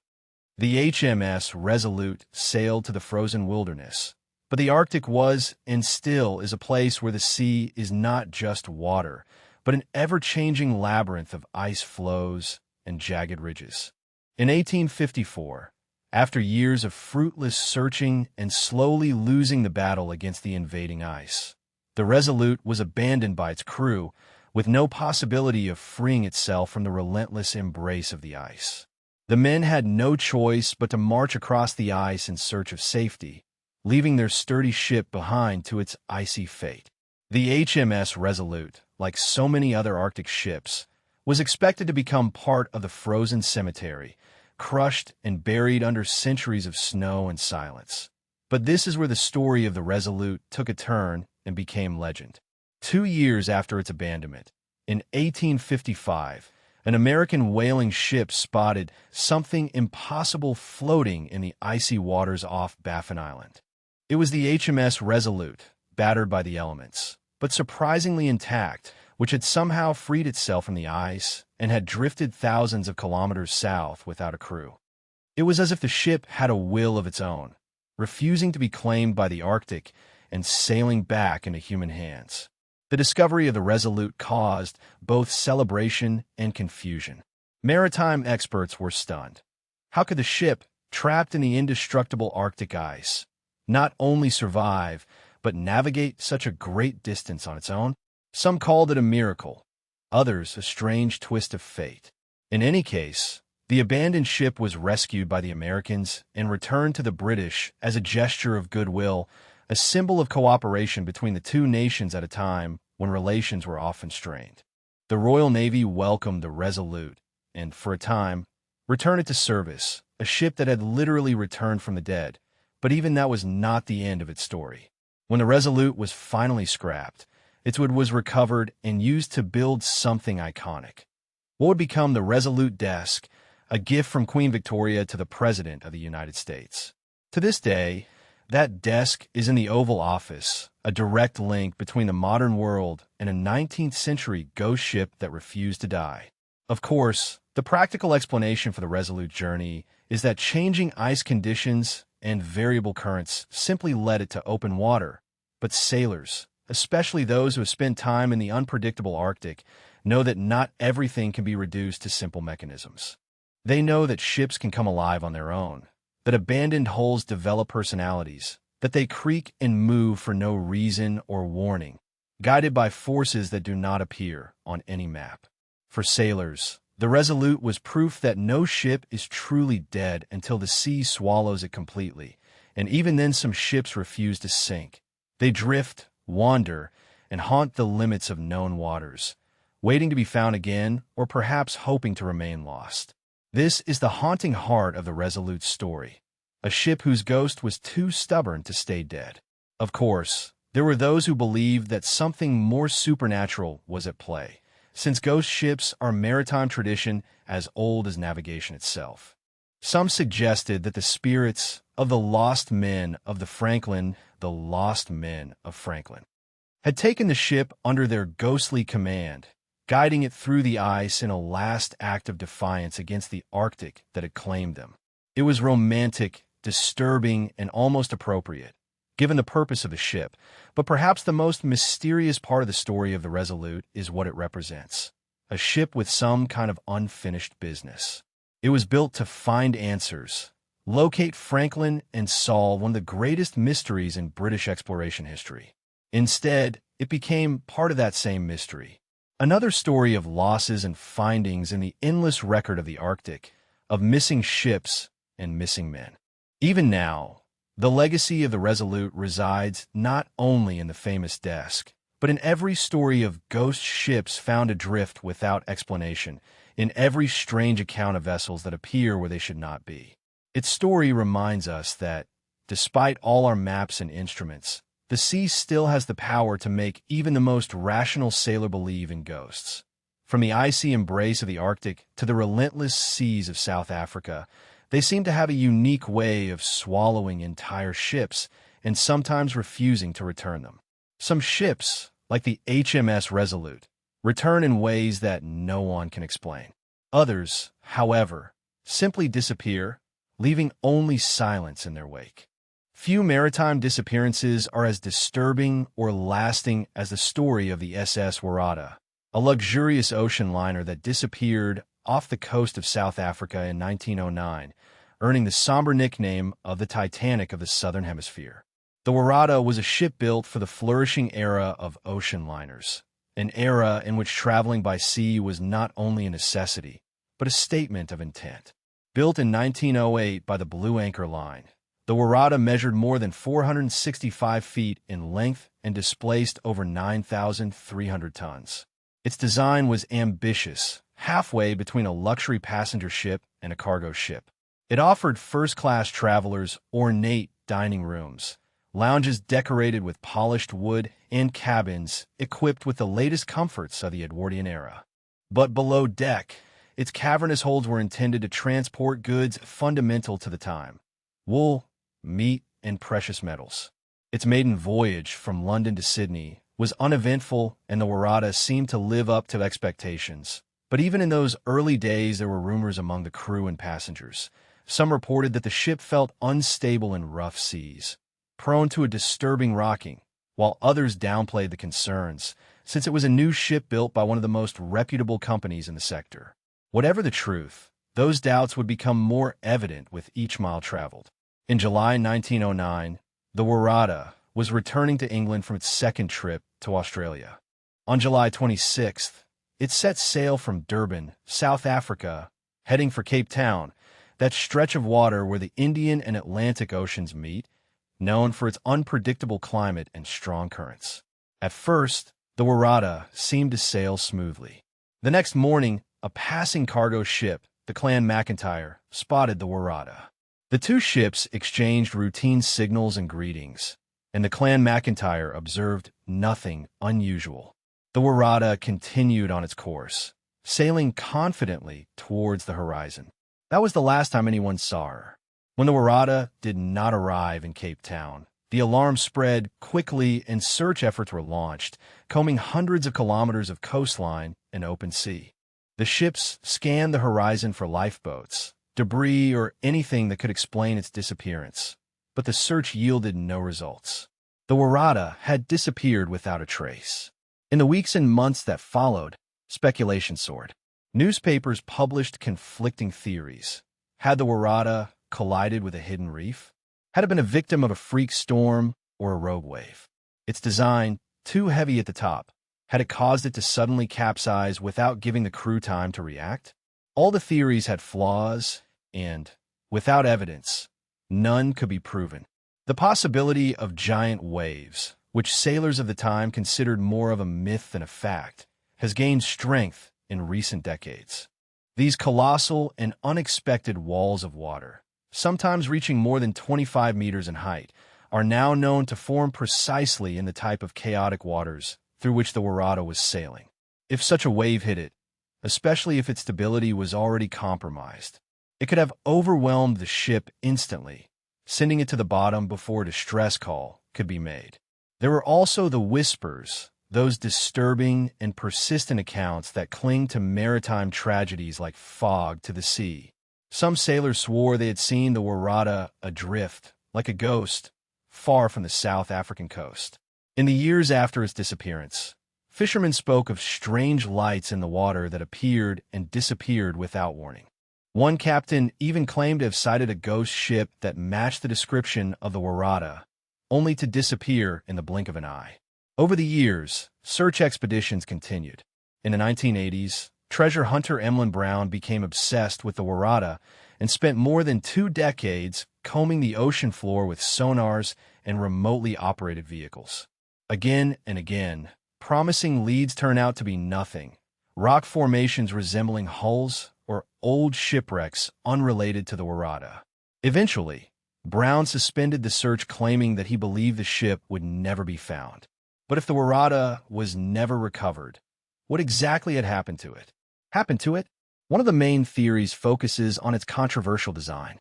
Reports from its maiden voyage had noted its tendency to list in rough seas, a worrying sign of instability. If its cargo shifted during bad weather, or if its ballast tanks were mismanaged, it could have caused the ship to capsize sharply without time for the crew to send a distress signal. Another possibility is a structural failure. Since the Warada was a new design that combined luxurious facilities for passengers with heavy cargo holds and could have suffered unforeseen stresses in the hull. If the keel or bulkheads gave way under the rough sea's pressure, the ship could have broken apart and sunk before anyone aboard could react. There is also the human factor. Although Captain Eerie was an experienced commander, even veteran sailors can make mistakes under pressure. Navigation errors could have led the Warada directly to disaster. If it collided with a submerged object or ran aground, it could have sunk quickly, leaving no trace. Some have suggested more extravagant explanations, such as collision with an unknown ship or even a criminal act by a rival shipping company, but no evidence supports these claims. All that remains are the facts. A modern ship, equipped with an experienced crew and all the technology of the time, disappeared without trace on one of the world's busiest sea routes. Perhaps the most disturbing element of the Warada story is its silence. Most shipwrecks, even those that occur in deep water, end up leaving some floating remains, oil slicks, or lifeboats, but the Warada left nothing. It was as if the ocean opened and swallowed it completely. To this day, it remains one of the greatest unsolved mysteries in maritime history, a warning about the relentless nature of the sea. Some believe that it rests somewhere off the wild coast, wrecked and hidden in underwater canyons too treacherous for modern search teams to explore fully. Others believe that it lies much further away, trapped in the powerful currents that sweep the Cape of Good Hope, swept from its intended course before finally succumbing to the depths. What is certain is that the Warada has become more than just a lost ship. It is a ghost, a story that sailors tell each other when the fog thickens and the horizon disappears. She is a reminder that, however advanced our ships may be, the ocean always has the last word. From the great modern ambitions of the SS Ourang, we go back even further in time, to a story that seems taken directly from sailor's nightmare. This is the legend of the Jenny, a vessel not only lost in time, but apparently frozen within it. The Jenny is a ghost ship story that, unlike the technological wonders of the 20th century, speaks to the raw and relentless power of nature in its most desolate form. Antarctica, vast, icy, and deadly, has always been a place where ships go to disappear, but the Jenny disappeared without further ado, only to return in a way that no one expected. The story of the Jenny begins in the early 1820s at the height of the whaling and sealing era.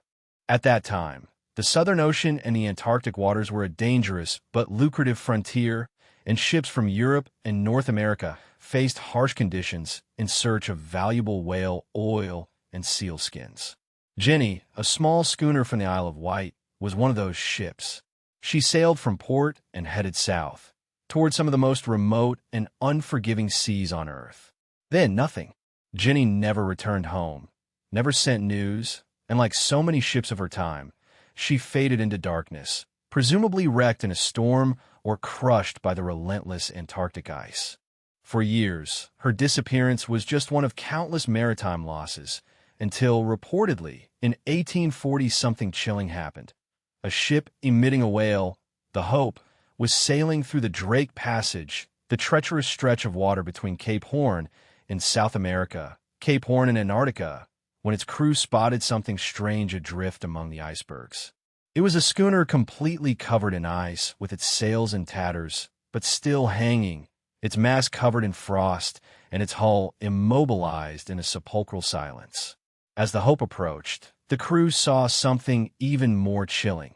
Figures could be distinguished on board, frozen in place, like statues trapped in a moment from which they could never escape, according to the story.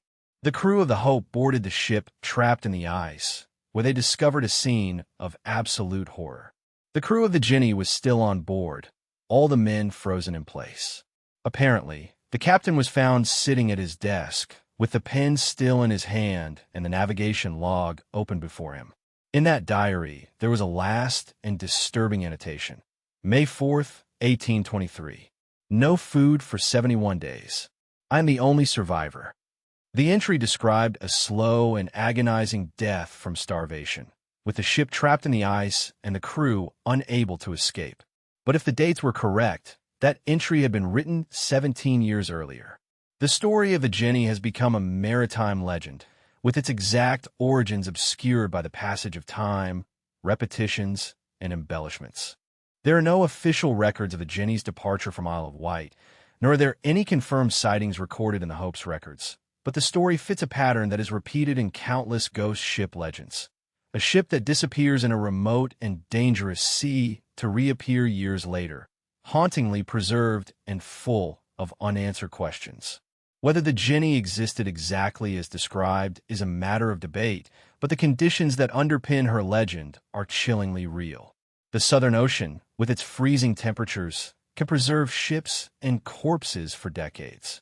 In fact, modern researchers have found wooden ships in Antarctic waters that are preserved in a surprising state, preserved by the cold, just as the Jenny would have been. There is also the terrible reality of being trapped in polar ice before the arrival of icebreakers and satellite navigation. Countless ships were surprised by the shifting pack ice and trapped as temperatures dropped. Crews were forced to abandon ship and attempt to escape overland or stay on board and slowly starve or freeze to death. The Franklin expedition in the Arctic and the Endurance expedition in Antarctica are documented examples of how quickly ice can claim a ship and everyone on it. In this context, the fate of the Jenny is tragically plausible. But if the Jenny was real, why are there no official records? Some historians believe that the story may have originated in a real encounter with a frozen ship, which was then romanticized and turned into a legend by sailors eager to share a chilling story while drinking grog.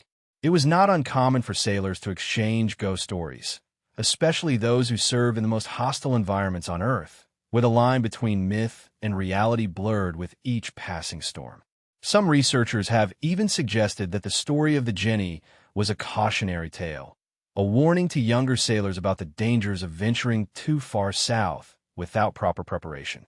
Despite the lack of official documentation, the story of the Jenny endures, passed down through books on maritime mysteries, retold in articles and documentaries, and remaining in the collective imagination of those fascinated by ghost ships.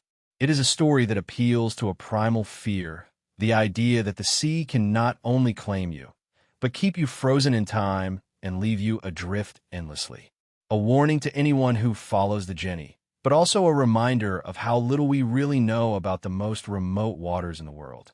Even nowadays, the exploration of Antarctica is difficult and dangerous, and many parts of the Southern Ocean remain largely unexplored.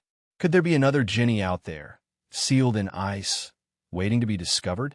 Perhaps more disturbing is that, if such a discovery were made today, it would no longer seem impossible. Science has already shown us how polar cold can preserve ships for centuries and how even the smallest wooden vessel can survive against all odds if conditions are right. Whether Jenny is a true ghost ship or sailor's legend, her story has a weight that feels undeniably real. The sea is a cruel mistress, and in the vast, empty expanses of the Southern Ocean, survival often depends on luck. For every ship that returns, there are others that disappear, never to be seen again, and for those unlucky enough to be found, like Jenny, the discovery raises more questions than answers, questions that may never be fully explained. From the frozen ghost of Jenny, trapped in time and adrift through the relentless Antarctic seas, we now move to a ship whose story did not begin in icy isolation, but the height of transatlantic ambition, a ship that symbolized progress, luxury, and the bold foray into a new era of maritime navigation. This is the story of the SS Arctic, a ship built to conquer the Atlantic, but remembered instead for a tragedy that shocked the world and left behind one of the most disturbing maritime mysteries of the 19th century. Launched in 1850, the SS Arctic was a proud achievement of the Collins Line, an American shipping company determined to rival the dominance of the British Cunard Line. At that time, steamships were revolutionizing ocean travel, and the race to establish the fastest and most luxurious service between the United States and Europe was fierce. The Arctic was designed to be the jewel in that race, a huge sidewheel steamboat of almost 300 feet in length. capable of transporting both wealthy passengers and valuable cargo across the Atlantic at unprecedented speed. It was elegant, modern, and a source of immense national pride for the United States, as it represented the country's growing industrial power. The Arctic was built with both speed and comfort in mind. Its interiors were equipped with elegant wood paneling, spacious cabins, and dining rooms designed to rival the best hotels on land. Wealthy travelers flocked to book passage, eager to experience the cutting-edge technology and the luxury that this new generation of steamships promised. But behind the glamour were risks. The steamships of the time were still relatively new, and their machinery was prone to failure. In the unpredictable North Atlantic, even the most modern ships were at the mercy of storms, collisions, and ice. On September 27, 1854, the Arctic sailed from Liverpool bound for New York, carrying more than 400 people on board, including many wealthy American families, in addition to cargo. The weather was good and the crossing calm until disaster struck off the coast of Newfoundland. The Arctic collided with the Vesta, a much smaller French ship. The collision opened a hole in the hull of the Arctic below the waterline, and within seconds it became clear that the ship was sinking. The tragedy that followed was not only the sinking itself, but what happened afterward. In an era when there were no radio or reliable rescue systems, survival often depended on the actions of the crew and the luck of passengers. On the Arctic, panic took hold almost immediately. The crew, many of whom had never received adequate training to act in the event of a disaster, prioritized saving themselves. The lifeboats, which were very few, were launched half empty or occupied by crew members instead of passengers, women, and children. Those who were traditionally the first to be rescued were mostly left to their fate as the Arctic slowly sank beneath the waves. Only 85 people survived, almost all of whom were crew members. Almost all the women and children on board, including the wife and children of Captain James Luce, perished. The event shocked the world, not only because of the magnitude of the loss, but because of the brutal collapse of order and morality during the evacuation. In newspapers on both sides of the Atlantic, the Arctic disaster became a symbol of greed, cowardice, and the dangers of putting luxury and speed before safety. But the story of the Arctic did not end when it disappeared beneath the surface. Over the years, rumors began to spread that the Arctic had not been completely swallowed by the sea. Fishermen claimed to have seen ghostly lights off the coast of Newfoundland, flickering under the waves. There were even reports of a ghost ship, a steamer with broken paddle wheels that appeared briefly on foggy nights and disappeared before dawn. Whether they were sightings of the Arctic or simple products of the imagination fueled by the tragedy, they added a spectral element to an already disturbing story. Despite numerous attempts, the remains of the Arctic have never been officially located. The exact location of the collision is known, but the Arctic likely drifted before sinking, swept by currents into deeper, less accessible waters. Accessible. Modern search efforts have been limited, overshadowed by searches for more famous shipwrecks, but the place where the ship rests remains a mystery. Without a confirmed find site, much is unknown about its final moments, how quickly it sank, and the condition of its remains. The tragedy of the Arctic also left a cultural legacy that shaped maritime law and public perception of ocean travel. The outrage over the abandonment of women and children led to greater scrutiny of passenger safety and the development of stricter standards for lifeboats, although other tragedies, such as that of the Titanic, would be needed to consolidate these standards into international law. The disaster also cast a long shadow over the Collins Line, which never fully recovered from the public outrage, eventually losing the race with the Cunard Line and disappearing from history. The story of the Arctic is more than the account of a shipwreck, a window into an era in which ocean travel teetered on the razor's edge between technology and terror, when luxury was built at the top and the risk of disaster. The Arctic embodied the bold ambition of its era, but its fate exposed the darker truths hidden behind that ambition. Greed, lack of preparation, and the fragile human order that crumbles in the face of survival. And somewhere beneath the cold North Atlantic, it still rests silently, invisibly, clinging to the secrets of its final hours.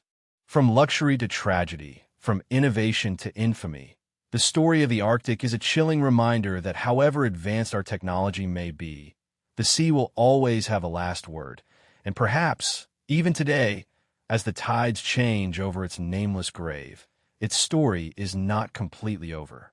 Whether it will ever be found, or whether it will remain a ghost of the Atlantic forever, only time will tell.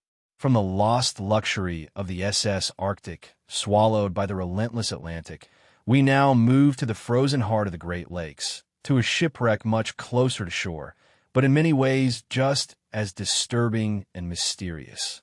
This is the story of the SS Kamloops, a freighter that disappeared in Lake Superior in 1927, leaving behind a disturbing legend that persists to this day, a legend centered not only on the remains of the shipwreck, but on a single body preserved inside, a figure that divers have christened Old Whitey, a ghostly guardian trapped under the waves.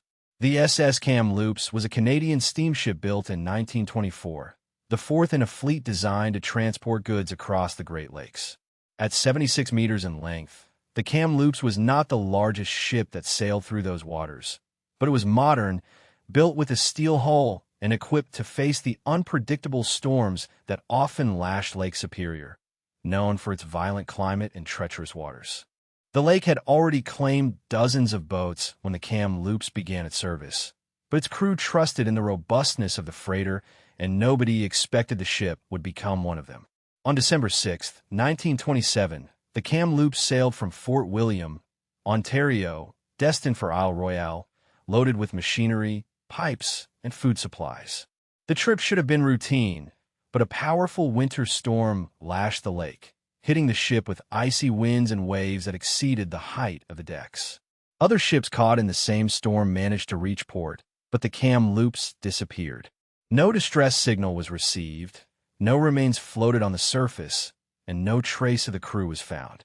The only proof of its fate arrived months later, when a few life jackets and provisions appeared on the rocky coast of Isle Royale, but the ship itself remained missing for more than 50 years. The Kamloops remained missing for decades after its disappearance. The story of a ship became a local legend that sailors and fishermen told in hushed tones. Some believe that the Kamloops had been swallowed by a sudden storm that had sunk it so deeply in the lake that not even the most experienced divers could reach it.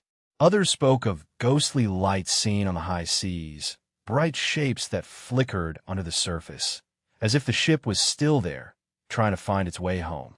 But without remains of the shipwreck, the Kamloops was more a ghost story than a real event. That changed in 1977 when a team of recreational divers exploring the waters near Isle Royale came across a shipwreck in very good condition. The name on the side confirmed it. They had found the Kamloops at more than 260 feet under the surface. The ship lay in an upright position on the lake bed, with the hull still largely intact and the cargo scattered, but recognizable after half a century underwater. The Kamloops had barely deteriorated.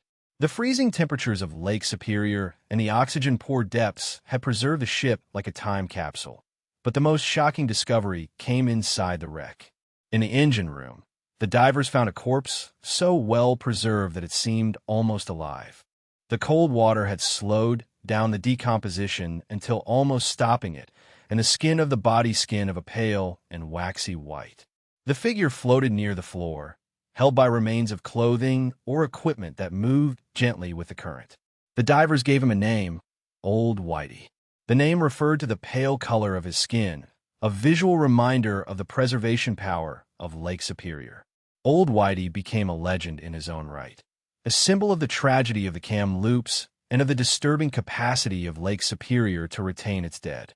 Unlike most of the bodies lost at sea, which decompose and resurface or disappear, Old Whitey had been trapped in time, preserved almost perfectly for 50 years. The divers who returned to the shipwreck described a disturbing sensation when approaching the engine room, knowing that the ship was not completely empty, that someone had never abandoned it over the years. Some divers reported feeling watched when exploring the remains, as if the presence of Old Whitey somehow persisted. Beyond his physical remains, his body floated in the water like a ghost trapped between two worlds, a physical reminder of the men who died aboard the Kamloops, still trapped in a ship that became their tomb. Others speculated about who Old Whitey had been: a sailor, an engineer, perhaps even the captain himself. Without records to confirm his identity, his true story remains a mystery. The discovery of Old Whitey revived interest in the Kamloops and its fate. What exactly caused its sinking? The investigations pointed to the brutal winter storm that lashed the lake the night it disappeared. The strong winds and icy splashes would have covered the deck and superstructure with ice, making the ship unstable and heavy. It is likely that the storm overwhelmed it and made it capsize or sink in the rough sea. But why was no distress signal sent? And why did no corpse appear, except those inside the ship? Part of the mystery lies in the nature of Lake Superior itself, known as one of the most dangerous bodies of water in the world. The size, the depth, and the unpredictable climate of a lake create a perfect trap for the ships that are trapped in it. In many cases, ships that sink in Superior disappear completely, swallowed by the cold and the darkness. Even modern searches with sonar have had difficulties locating the remains in the deepest sections of the lake, where the water is near freezing point throughout the year. There are those who believe that the story of the Kamloops and Old Whitey are part of something bigger. Some consider Lake Superior to be a cursed lake, a body of water that retains its dead with an unnatural persistence. The stories of preserved bodies, like that of Old Whitey, have circulated for years, and divers occasionally report sightings of other preserved corpses in older wrecks that float silently in the cold and crystalline waters. Whether the lake is cursed or it is simply a natural phenomenon unique in the world, its reputation for swallowing ships and preserving its crews has only grown with time. Today, the Kamloops is a popular but disturbing diving site, accessible only to experienced technical divers due to its depth and the freezing waters. The divers who visit the shipwreck often pay tribute to Old Whitey, whose body continues floating inside the ship almost a century after the Kamloops disappeared. His story and that of the ship itself serve as a chilling reminder that the Great Lakes are not only bodies of water, but cemeteries whose depths are full of secrets that perhaps will never surface. From the disturbing silence of Old Whitey floating inside the Kamloops, we go into much more open waters, where a completely different tragedy unfolded, one that left no ghostly guardian to tell the tale, only fragments of remains scattered on the seabed. This is the story of the MV Derbyshire, the largest British ship ever lost at sea, and a case that led maritime researchers to reconsider everything they thought they knew about how even the most powerful ships could fall victim to the raw and unpredictable power of the ocean. The MV Derbyshire was an enormous bulk carrier launched in 1976 and built to transport iron, ore, and petroleum through the world's oceans. At more than 965 feet in length, it was larger than the Titanic, an authentic giant of commercial maritime transport. Property of Bibby Line, the Derbyshire represented the latest in modern maritime engineering, a combination of strength, capacity, and cutting-edge design, built to withstand even the harsh conditions of the open sea. Its job was simple: to transport huge loads around the world efficiently and safely. In July 1980, the Derbyshire set sail from Canada loaded with more than 157,000 tons of iron ore bound for Japan.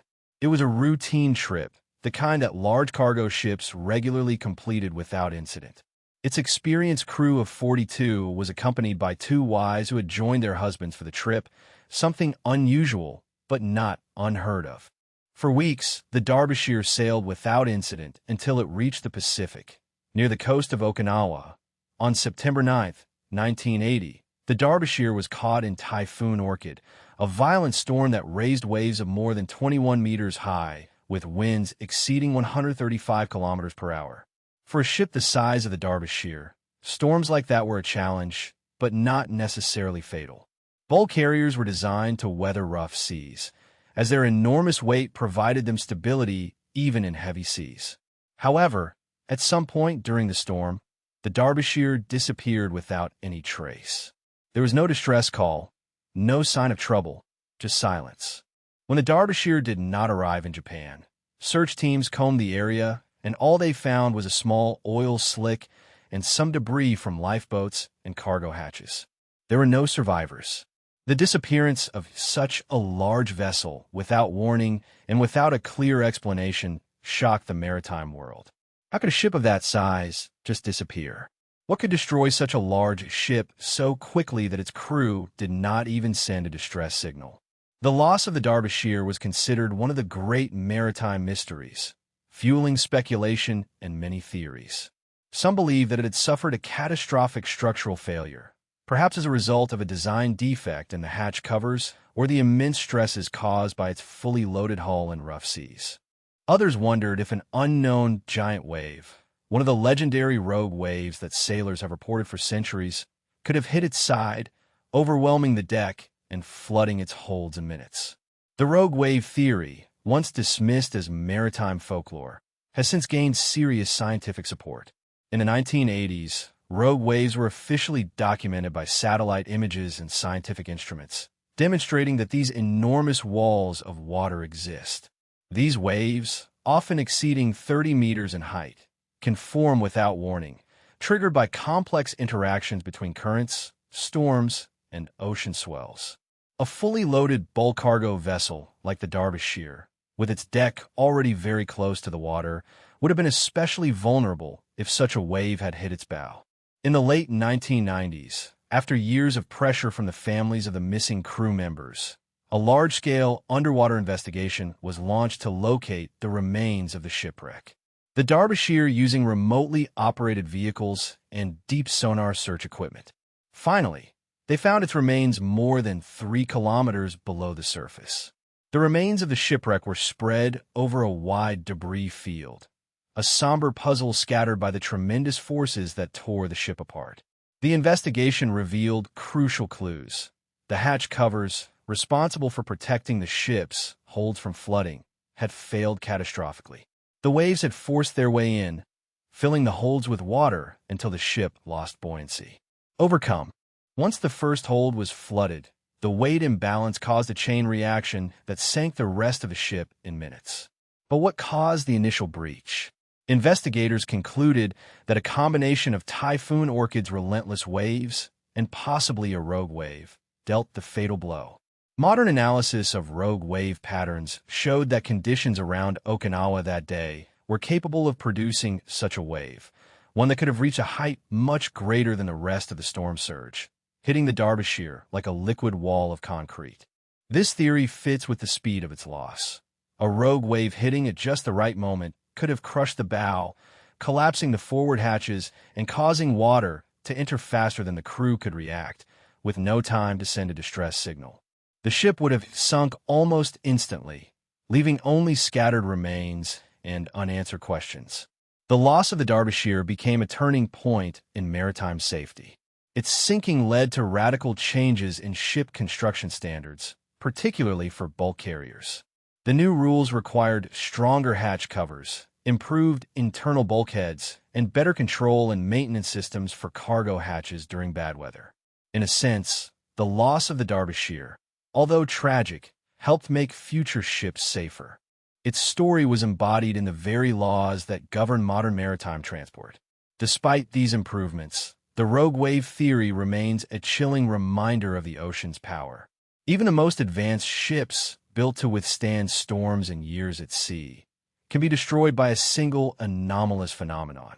For centuries, sailors had whispered about waves that rose from nowhere, walls of water taller than buildings that rose in an instant and wrecked ships before disappearing just as quickly. For the Derbyshire, the ancient legend of sailors became a terrifying reality. Today, the remains of the Derbyshire lie silently in the depths of the Pacific as a monument to its lost crew and a sobering reminder of how small even the largest ships are when faced with the untamed power of the sea. Although technology has advanced and our understanding of rogue waves has increased, the simple truth remains that the ocean will always have the last word, and sometimes it only takes one wave to rewrite history. From the disturbing case of the Derbyshire, we move on to a much older mystery, which takes us to the beginning of the 19th century, when steamships were still a novelty and the vast expanse of the Atlantic was both a highway and a danger. This is the story of the SS President, a ship that set sail with great hopes and never returned. The SS President was launched in 1840 and, at that time, was considered one of the most impressive ships ever built, with a length of about 75 meters. It was a steamship that was part of a new generation of ocean-going vessels that combined sail with the most advanced technology in steam propulsion.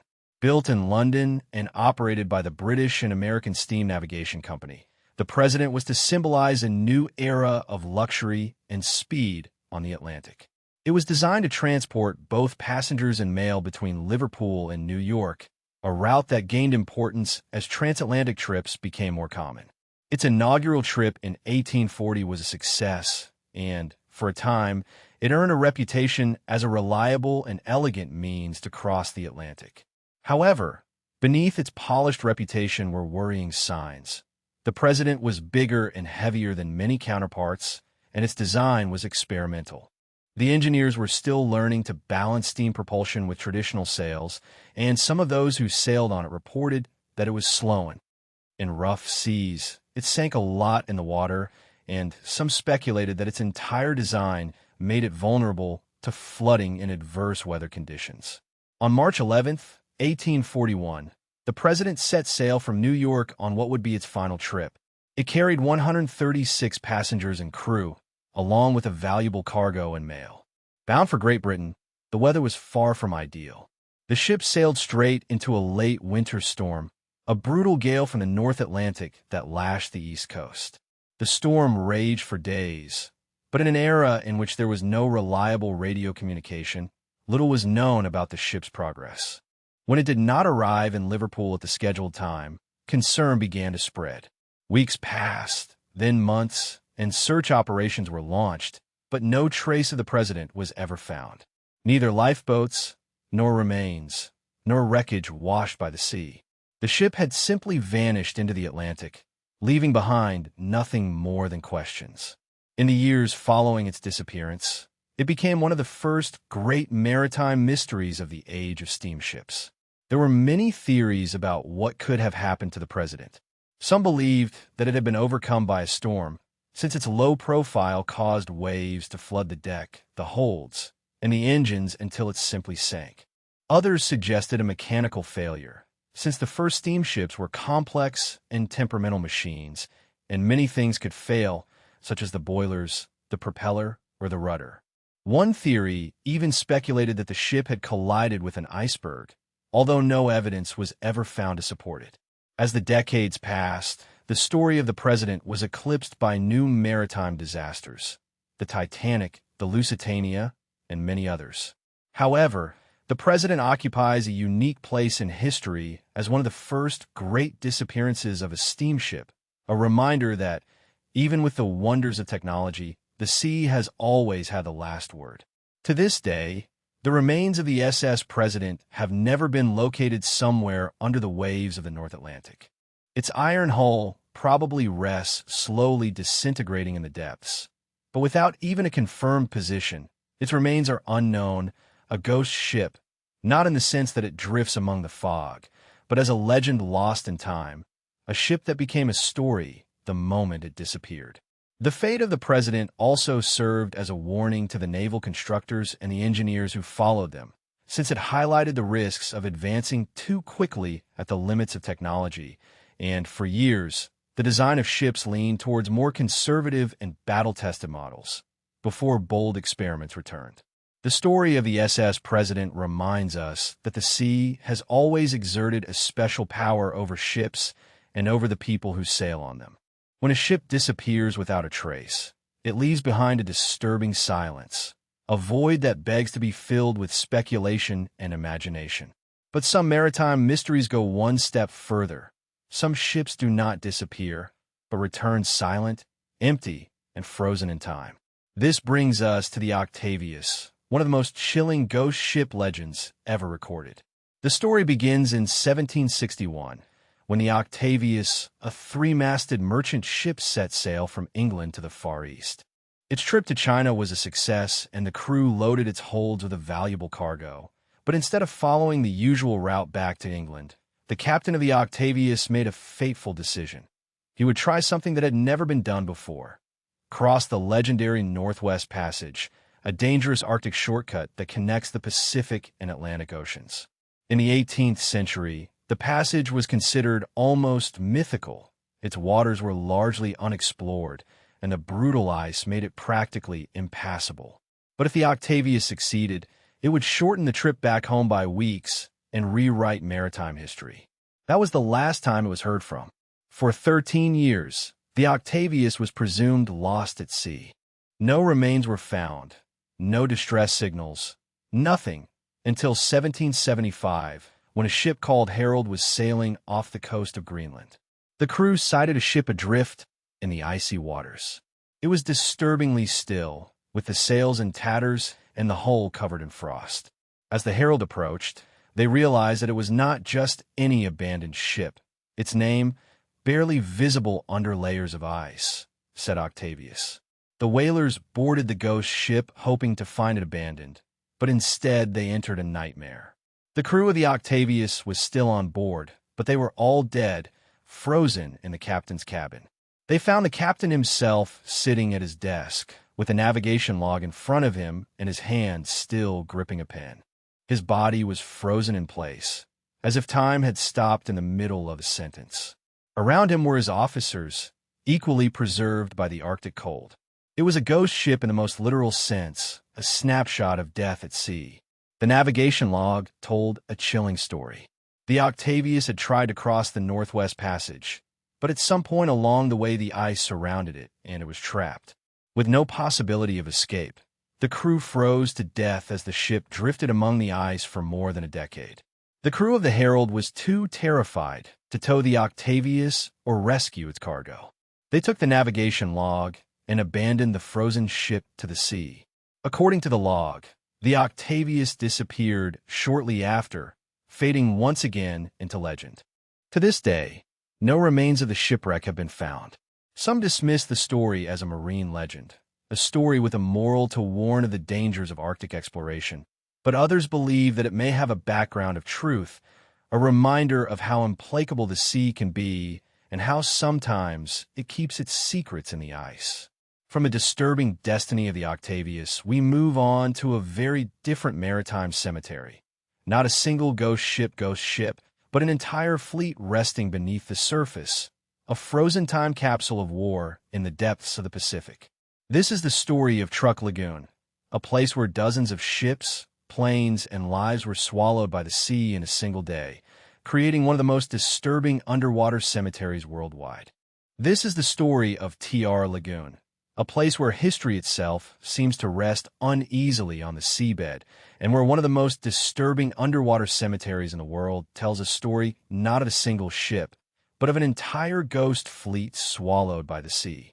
Truk Lagoon, known today as Chuck Lagoon, is located in the remote area of the Central Pacific in the Federated States of Micronesia.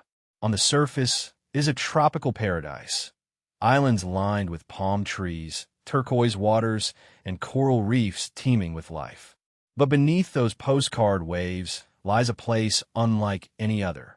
Scattered across the sandy bottom of the lagoon are the remains of more than 60 ships and hundreds of aircraft, all sunk during one of the most devastating air raids of World War II. This sunken fleet, often called the Ghost Fleet of Truk Lagoon, is more than just a place of shipwrecks. It is an underwater time capsule frozen at the exact moment when destruction fell from above. The story begins in 1944 during a military operation known as Operation Hailstone. Truk Lagoon was an important Japanese naval base, a critical bastion that served as both a supply center and a base of operations throughout the Pacific. The natural geography of the lagoon made it ideal for defense, as its barrier reef acted as a natural fortress that protected the ships anchored inside. But in early 1944, U.S. intelligence had identified Truk as a key target, and on February 1st they attacked for 2 days. U.S. planes bombed the lagoon relentlessly. Warships, transports, tankers and submarines were shattered by bombs and torpedoes. Planes were strafed on their runways. Warehouses and supply depots were razed, and fires swept the islands as ammunition depots exploded. When the attack ended, TR Lagoon had become a mass grave for the Japanese fleet. The ships were still burning as they sank into the water, taking with them sailors, supplies, and secrets. In the following years, TR Lagoon disappeared from the headlines. The war ended and the remains were left untouched. But for divers, the place would become legendary, a unique place where history, tragedy, and mystery converge. When the first expeditions arrived at Truk Lagoon in the 1960s, they found something almost impossible to believe. The ships, now covered in coral and marine life, were strangely intact. The hold were still full of tanks, trucks, aircraft parts, and even human bones. In some cases, divers found entire rooms intact, with medical supplies still on the shelves, uniforms hanging from hooks, and personal items abandoned in the rush to abandon ship. It was as if the moment of the sinking had been frozen in time, preserved beneath the calm, crystal waters. Exploring the remains of Truk Lagoon is not like diving on just any shipwreck. These ships were not lost to storms or accidents, but were violently torn apart in a matter of hours. Some ships rest perfectly upright, as if they were still anchored and awaiting orders, while others lie at steep angles, with their bows protruding towards the surface and their sterns buried in the sand. Many were so loaded with ammunition and fuel that they exploded as they sank, leaving irregular debris fields that stretch across the seabed. The San Francisco Maru, one of the lagoon's most famous wrecks, still retains a cargo of tanks, shells, and bombs, all visible to divers brave enough to descend into its dark interior. But it is not only the wreck itself that makes TR Lagoon so disturbing. It is the feeling of presence that many divers say they feel, as if they are being watched, even when there is no one else nearby. Some have described hearing a faint metallic noise, as if something deep inside the wrecks was moving or shifting. Others have surfaced with stories of sudden failures in their equipment or strange currents that seem to come out of nowhere. It is easy to dismiss these as nerves or coincidence, but when enough divers report the same disturbing sensations, it starts to seem like there is something more. Adding to the mystique is the fact that many of the remains still contain human remains. For Japanese families, TR Lagoon is not just a dive site. It is a war grave, a place where thousands of sailors died and where they still remain. Divers have found skulls in the engine rooms, bones scattered throughout the holds, and even complete skeletons still sitting at their workstations, as if their owners have been frozen in mid-task. This disturbing combination of history and tragedy has made Truk Lagoon a unique destination, a place where divers not only explore, but also pay tribute. Despite its beauty and historical significance, Truk Lagoon remains a challenge today.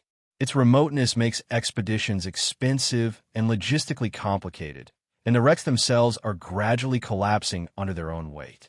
Coral and marine life are breaking down the once solid steel, and, in a few generations, many of these ships will be little more than rusty rubble. Efforts to document the fleet continue, but time is running out. The mystery of Truk Lagoon does not come from how the ships were lost. We know the story of Operation Hailstone in great detail. Instead, the mystery comes from what the wrecks leave behind. Each ship tells a story, not just of war, but of interrupted lives. Each artifact, each faded letter, or rusty tool is a window to the past, a reminder that these were once ships crewed by sailors who never expected to meet their end beneath the waves. Some believe that Truk Lagoon still holds secrets to be discovered, documents, weapons, or even hidden technology that sank with the fleet.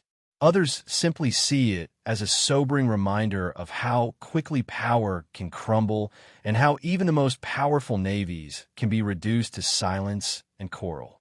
In any case, Truk Lagoon is more than just a dive site. It is proof of history's ability to endure, haunt, and remind us that, no matter how long it passes, some stories refuse to remain buried. From the silent remains scattered across Truk Lagoon, where history lies, frozen beneath the warm waters of the Pacific, we now move on to a much colder and more modern mystery, which even today continues to spark debate and suspicion. This is the story of a USS Scorpion, a state-of-the-art nuclear submarine that disappeared in the Atlantic Ocean during the height of the Cold War, leaving behind fragments of remains and a trail of questions that have never been fully answered. The USS Scorpion was a skipjack-class nuclear submarine commissioned by the United States Navy in 1960, with a length of 252 feet, capable of diving to extreme depths and armed with nuclear torpedoes and state-of-the-art surveillance equipment. It represented the pinnacle of naval engineering of the Cold War era. The Scorpion was designed to track Soviet submarines, monitor enemy movements, and, if necessary, deliver a devastating blow from beneath the surface. Crewed by 99 men, it patrolled the seas as part of the growing U.S. submarine fleet, a symbol of stealth power and technological dominance. However, in the late 1960s, the Scorpion was already showing signs of aging compared to the newer submarines entering service. It was slightly obsolete and had even skipped its scheduled overhaul due to the Navy's urgent need to have operational ships. Even so, in May 1968, the Scorpion was sent on a routine mission from its home port in Norfolk, Virginia, to patrol the Atlantic and observe Soviet naval activities near the Azores. The mission was nothing unusual, and the crew, experienced and sure of itself, hoped to return home without incident. On May 21, 1968, the Scorpion transmitted a routine radio message to Naval Command. Everything was normal. There were no signs of problems, no indications of mechanical failures, and, of course, no warning that the submarine would disappear hours later. When the Scorpion did not communicate at the scheduled time, a search operation began. The days passed, and then the weeks without any signs of the ship. Hopes of finding the crew faded as the reality of the situation set in. The Scorpion had been lost, and its entire crew was presumed dead. It was not until October 1968, almost 5 months after its disappearance, that the Scorpion's recorder was finally located more than 10,000 feet below the Atlantic surface. The submarine had been shattered, with the hull dented and broken into several large pieces scattered across the seabed. The official cause of the disaster, according to the Navy's official investigation, was a catastrophic internal explosion, most likely a failure in a torpedo that triggered a chain reaction. Sinking of the ship in a matter of minutes, the theory suggested that one of the Scorpion's own torpedoes was activated inside the tube, possibly due to a defective battery, or an accidental firing sequence, which detonated inside the submarine and caused rapid flooding. But not everyone believed the official version. Almost immediately after the Scorpion was found, rumors and alternative theories began circulating. Some pointed to the time of its disappearance, in May 1968, a few days after a Soviet submarine K-129 was lost in the Pacific under mysterious circumstances. Could the Scorpion have been a deliberate target in retaliation for some covert action by the United States? Was there a submarine confrontation between American and Soviet submarines that both sides discreetly covered up to prevent Cold War tension from escalating? Declassified documents decades later revealed that the Scorpion had been tasked with observing a group of Soviet ships near the Azores just before its disappearance, fueling the theory that it may have been ambushed. Others focused on the mechanical problems that the Scorpion was known to have. Maintenance records showed that it had suffered persistent leaks, problems with the propeller shaft, and an unreliable emergency blowing system. Its critics argued that the fact that it had not undergone a general overhaul left it vulnerable to catastrophic failure. Some believe that the Scorpion suffered a mechanical failure, possibly related to its reactor or propulsion system, which caused flooding and an uncontrollable descent to devastating depths. This theory, although less dramatic than a Cold War conspiracy, is considered by many experts to be the most plausible. However, the remains of the Scorpion raised disturbing questions when images of the wreck were analyzed. Some experts pointed out that the damage did not entirely coincide with the Navy's official theory of a torpedo malfunction. The position of the wreckage, the deformation of the hull, and the way certain sections had broken suggested a more complex sequence of events. Perhaps a catastrophic failure followed by an uncontrolled immersion that exceeded the submarine's crush depth. Others saw indications that could be compatible with an external explosion, an unlikely but not impossible scenario if the Scorpion had encountered an enemy ship or an undetected underwater mine. Adding to the mystery, the crew of the Scorpion had expressed concern about the condition of the ship before departing from Norfolk. Some sailors had even admitted in private that they were uneasy about its condition, worried that its age and maintenance problems made it a dangerous ship to sail. One of the crew members supposedly left a letter to his family expressing his fear that the Scorpion would not return. To this day, the fate of the Scorpion remains a disturbing enigma. The official explanation, a tragic mechanical failure, has never fully satisfied everyone. The Cold War, the ship's sinister last patrol, and the disturbing state of the wreckage leave room for doubt, speculation, and suspicion. Conspiracy theorists continue to believe that the Scorpion was a victim of Cold War hostilities, sunk in a secret war beneath the waves that neither side wanted to acknowledge. Others see it as a tragic victim of human error, a case study on the dangers of pushing obsolete technology too far. But one thing is certain. The story of the Scorpion is a chilling reminder of how little we know about what happens beneath the ocean's surface. Whether it was a victim of its own weapons, enemy action, or the relentless nature of the deep sea, its shattered remains rest silently, as a monument to the 99 sailors who disappeared into the abyss and a mystery that may never be fully solved.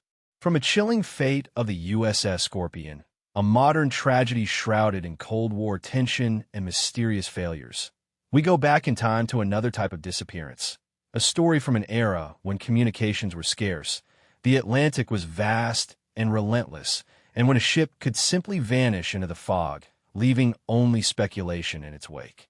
This is the story of the SS Ourang, a ship that set sail with promise and potential, but instead sailed straight into the pages of maritime mystery. The SS Ourang was a British steamship built in 1892 by the renowned shipbuilders Harland and Wolff, the same company that would later build the Titanic. It measured 470 feet in length and was built to carry cargo and passengers across the Atlantic. The Ourang was considered one of the most modern and well-equipped ships of its time. It was built with the confidence that characterized the late 19th century: armored hull, steam propulsion, and the promise of a safer and faster journey across the Atlantic. On February 11, 1893, the Ourang set sail from Liverpool bound for New York. On board were 74 crew members and a hold full of valuable cargo, including livestock. It was supposed to be a routine crossing, as the ship was more than capable of withstanding the weather, which was good at the time of departure, and there was nothing to indicate that the ship or its crew were in danger, but the Ourang would never reach New York. It disappeared without a trace somewhere in the frigid expanse of the North Atlantic. When the ship did not arrive at its destination at the scheduled time, the first reactions were calm. Delays at sea were not unusual in the 1890s. Storms, mechanical problems, and even unexpected stops to help other ships were possibilities, but days turned into weeks, and the absence of the Ourang became impossible to ignore. Search efforts were soon initiated, but the North Atlantic was vast, and the window to locate a drifting ship in distress was closing rapidly. The first clue did not come from the ship itself, but from the sea. In March 1893, a lifeboat bearing the name of the Ourang was discovered floating off the coast of Newfoundland. It was empty, battered by the weather, yet intact, a silent witness to any disaster that had occurred shortly after. A second lifeboat was found, also empty and bearing the ship's name. It was clear that the crew had abandoned ship, but the reason and its destination remained a mystery. Then, in the weeks following the disappearance of the Ourang, messages arrived, bottles that reached the coast with handwritten notes, one of them supposedly signed by a crew member named John Olin, who claimed that the ship had collided with an iceberg and was sinking rapidly. Another unsigned note described how the ship struggled amid storm. These notes, while intriguing, were never verified, and many suspected they were false. part of the morbid fascination that accompanied maritime disasters in the Victorian era. The theory that the Neuronic collided with an iceberg remains the most plausible explanation. In February, in the North Atlantic, the ship sailed through waters full of icebergs, and even a glancing collision could have meant disaster. The Neuronic, although modern for its time, lacked the iceberg detection technology that current ships now take for granted. A sudden impact at night could have given the crew little time to react. Another theory suggests a catastrophic mechanical failure. Steamships were still a relatively new technology in the 1890s, and boiler explosions, engine failures, or even hull breaks due to improper loading were possible threats. If such an event occurred far from the coast, without other ships nearby to help, it is easy to imagine how the crew was forced to abandon ship quickly. The weather may also have played a role, as the North Atlantic is known for its sudden storms and giant waves. The huge, unpredictable walls of water are a known danger in those waters. If the Neuronic was involved in such a storm, it is possible that the ship was overwhelmed and that the lifeboats were launched into the water in a desperate act. The finding of the empty lifeboats lends credibility to this idea, suggesting that the crew evacuated the ship, but died from exposure and the inclemency of the sea. What makes the story of the Neuronic especially disturbing is its complete erasure. Despite the lifeboats and the dubious messages in bottles, no confirmed trace of the ship was ever found. No remains, no floating debris, no corpses. It was as if the Neuronic had been swallowed by the Atlantic, leaving only echoes of its last moments. In the years since then, the mystery of the Neuronic has become a lesser-known but deeply disturbing maritime ghost story, compared to high-impact disasters such as that of the Titanic or that of the Lusitania. The Neuronic fell into relative oblivion, remembered mainly by maritime historians and researchers fascinated by unsolved disappearances. But the story remains a reminder that even the most modern ships, with the best technology available at the time, cannot cope with the raw and unpredictable power of the ocean. What happened to the Neuronic? Did it collide with ice in the middle of the night, and its crew rushed to board the lifeboats in freezing conditions, only to succumb to cold exposure? Did a giant wave rise from the depths and destroy the ship instantly? Or was it some mechanical failure, a broken boiler, or a crack in the hull that doomed the ship from within, leaving the crew fighting a losing battle against the rising water? More than a century later, these questions remain unanswered. Remains of the Neuronic have never been conclusively identified, and its exact resting place is unknown. All that remains is its name, which appears on lists of lost ships, as a warning to all vessels that venture into the North Atlantic. From the unresolved fate of the SS Ourang, a ship that disappeared without warning or explanation, we now head east to the Pacific, where another ship, the MV Roukomaru, became the center of one of the ocean's strangest maritime mysteries. The story of this Japanese freighter is a disturbing mix of tragedy, inexplicable events, and disturbing final messages, a ghost ship story wrapped in the dangers of the infamous Bermuda Triangle. The MV Roukomaru was a Japanese cargo ship launched in the early 1920s that operated when maritime trade was expanding across the Pacific and Atlantic. Built to transport grain, the freighter was strong, robust, and able to withstand the harsh conditions of the open ocean. In April 1925, the Roukomaru set sail from Boston bound for Hamburg, Germany, with a full cargo of wheat. Its journey would take it directly through a stretch of the Atlantic, already known for its dangerous climate and strange events, which would later become famous as the Bermuda Triangle. At first, nothing seemed unusual about the trip. The ship and its crew were experienced, the cargo was safe, and the weather reports were mostly favorable. But somewhere in the open sea, something went terribly wrong. On April 21st, 1925, a frantic distress call was received from the Roukomaru. The radio operator transmitted a chilling message. "Danger, like a dagger, come quickly." That was all of the communication. The communication was abruptly cut off, and no further messages were received. Nearby ships, including the steamship SS Ourang, immediately changed course and headed at full speed toward the last known position of the Rukumaru. When they arrived, the ship had disappeared. There were no remains, no lifeboats, no survivors, only the empty ocean. What made the disappearance of the Rukumaru so disturbing was the tone of the distress call, which was not a simple routine distress call, but a panicked and strangely poetic call, as if the crew was seeing something beyond the usual threats of storms or mechanical failures, a danger like a dagger. It wasn't the kind of message that experienced sailors usually send. It hinted at something more sudden, more terrifying, and perhaps more inexplicable. This unusual language helped fuel speculation that the Rukumaru had fallen victim to something out of the ordinary, whether it was a giant swell, an underwater explosion, or something less easy to explain.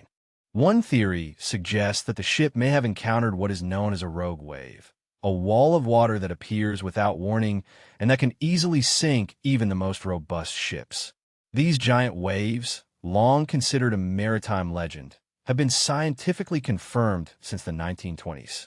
However, the idea that a single wave could swallow an entire freighter would have seemed impossible. If the Rukumaru had been hit by such a wave, it would explain the sudden distress call and the absence of any remains. Others have related the Rukumaru to the growing legend of the Bermuda Triangle. Although technically the ship disappeared just north of the commonly accepted limits of the triangle, the incident fits perfectly into the pattern. Sudden disappearance, disturbing radio transmissions, and no trace left behind for believers in the paranormal reputation of the Bermuda Triangle. The Rukumaru became another proof that pointed to an area where ships and people seemed to disappear in impossible circumstances. The weather may also have been a factor, since, although the forecast at the beginning of the Rukumaru's trip was calm, the North Atlantic can change in an instant. It is possible that the ship sailed in a sudden storm or squall that caused it to capsize before they had time to launch the lifeboats or send more than one distress message. Without survivors who could relate the details, everything that happened after that panic call is pure speculation. Some have even suggested a mechanical failure, perhaps a shift in cargo or an explosion in the hold, but these theories do not fully explain the disturbing language of that radio call. Ships in danger are usually direct: fire, flood, engine problems. Danger, like a stab that now feels more like a cry of existential terror, as if the crew were witnessing something that they could not describe in practical terms. The mystery deepened further because the Rukumaru was not an old, dilapidated hull, but a modern ship for its time, relatively new and equipped with a state-of-the-art radio in 1925. Its captain, Isaac Tachibana, was experienced, and his crew had made similar trips before. There was nothing in the Rukumaru's trip that suggested it was going to be anything other than a routine crossing, and yet something out there swallowed it completely. Even decades later, the Rukumaru remains a staple of maritime mystery tradition, frequently cited in lists of disturbing disappearances and ghost ship tales. It is one of those stories that offer enough data to solve the case, but just enough to keep people wondering what happened. That last message, urgent, cryptic, almost poetic, has secured it a place in the canon of oceanic mysteries. What did the crew see?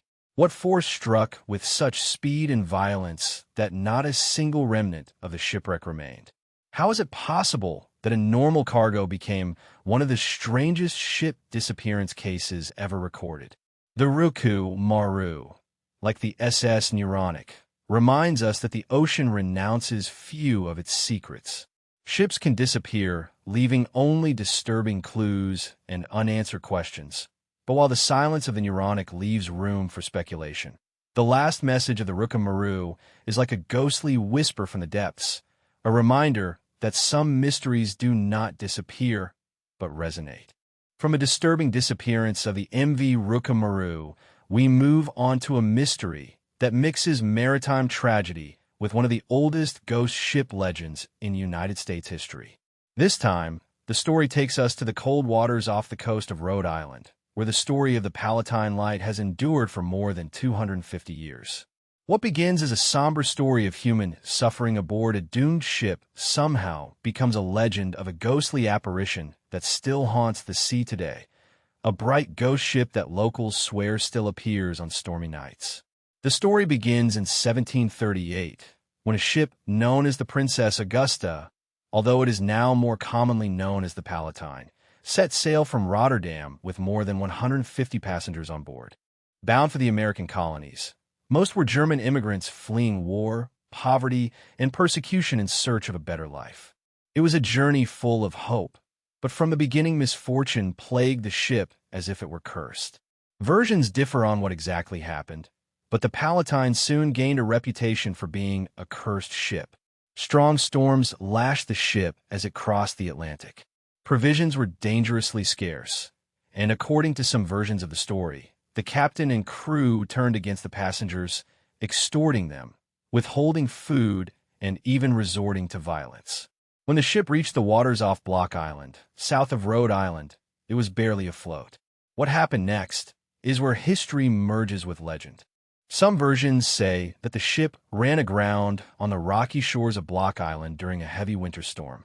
Others claim that the residents of Block Island, known for their custom of looting shipwrecks, lured the Palatine towards the rocks by lighting deceptive fires on the coast, an ancient practice known as false lights.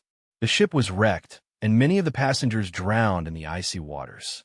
Those who managed to reach land were no better off, as they reportedly died of exposure, starvation, or at the hands of the looters. There are even stories of locals murdering the survivors to steal their valuables. The Palatine seemed to have reached the end of its cursed journey, but the story of the Palatine Light had only just begun. In the years following the disaster, residents and sailors began reporting a strange phenomenon off the coast, an eerie flickering light floating on the waves. Some described it as a ghostly ship engulfed in flames drifting silently beyond the waves, while others only saw a bright orb moving back and forth on the horizon.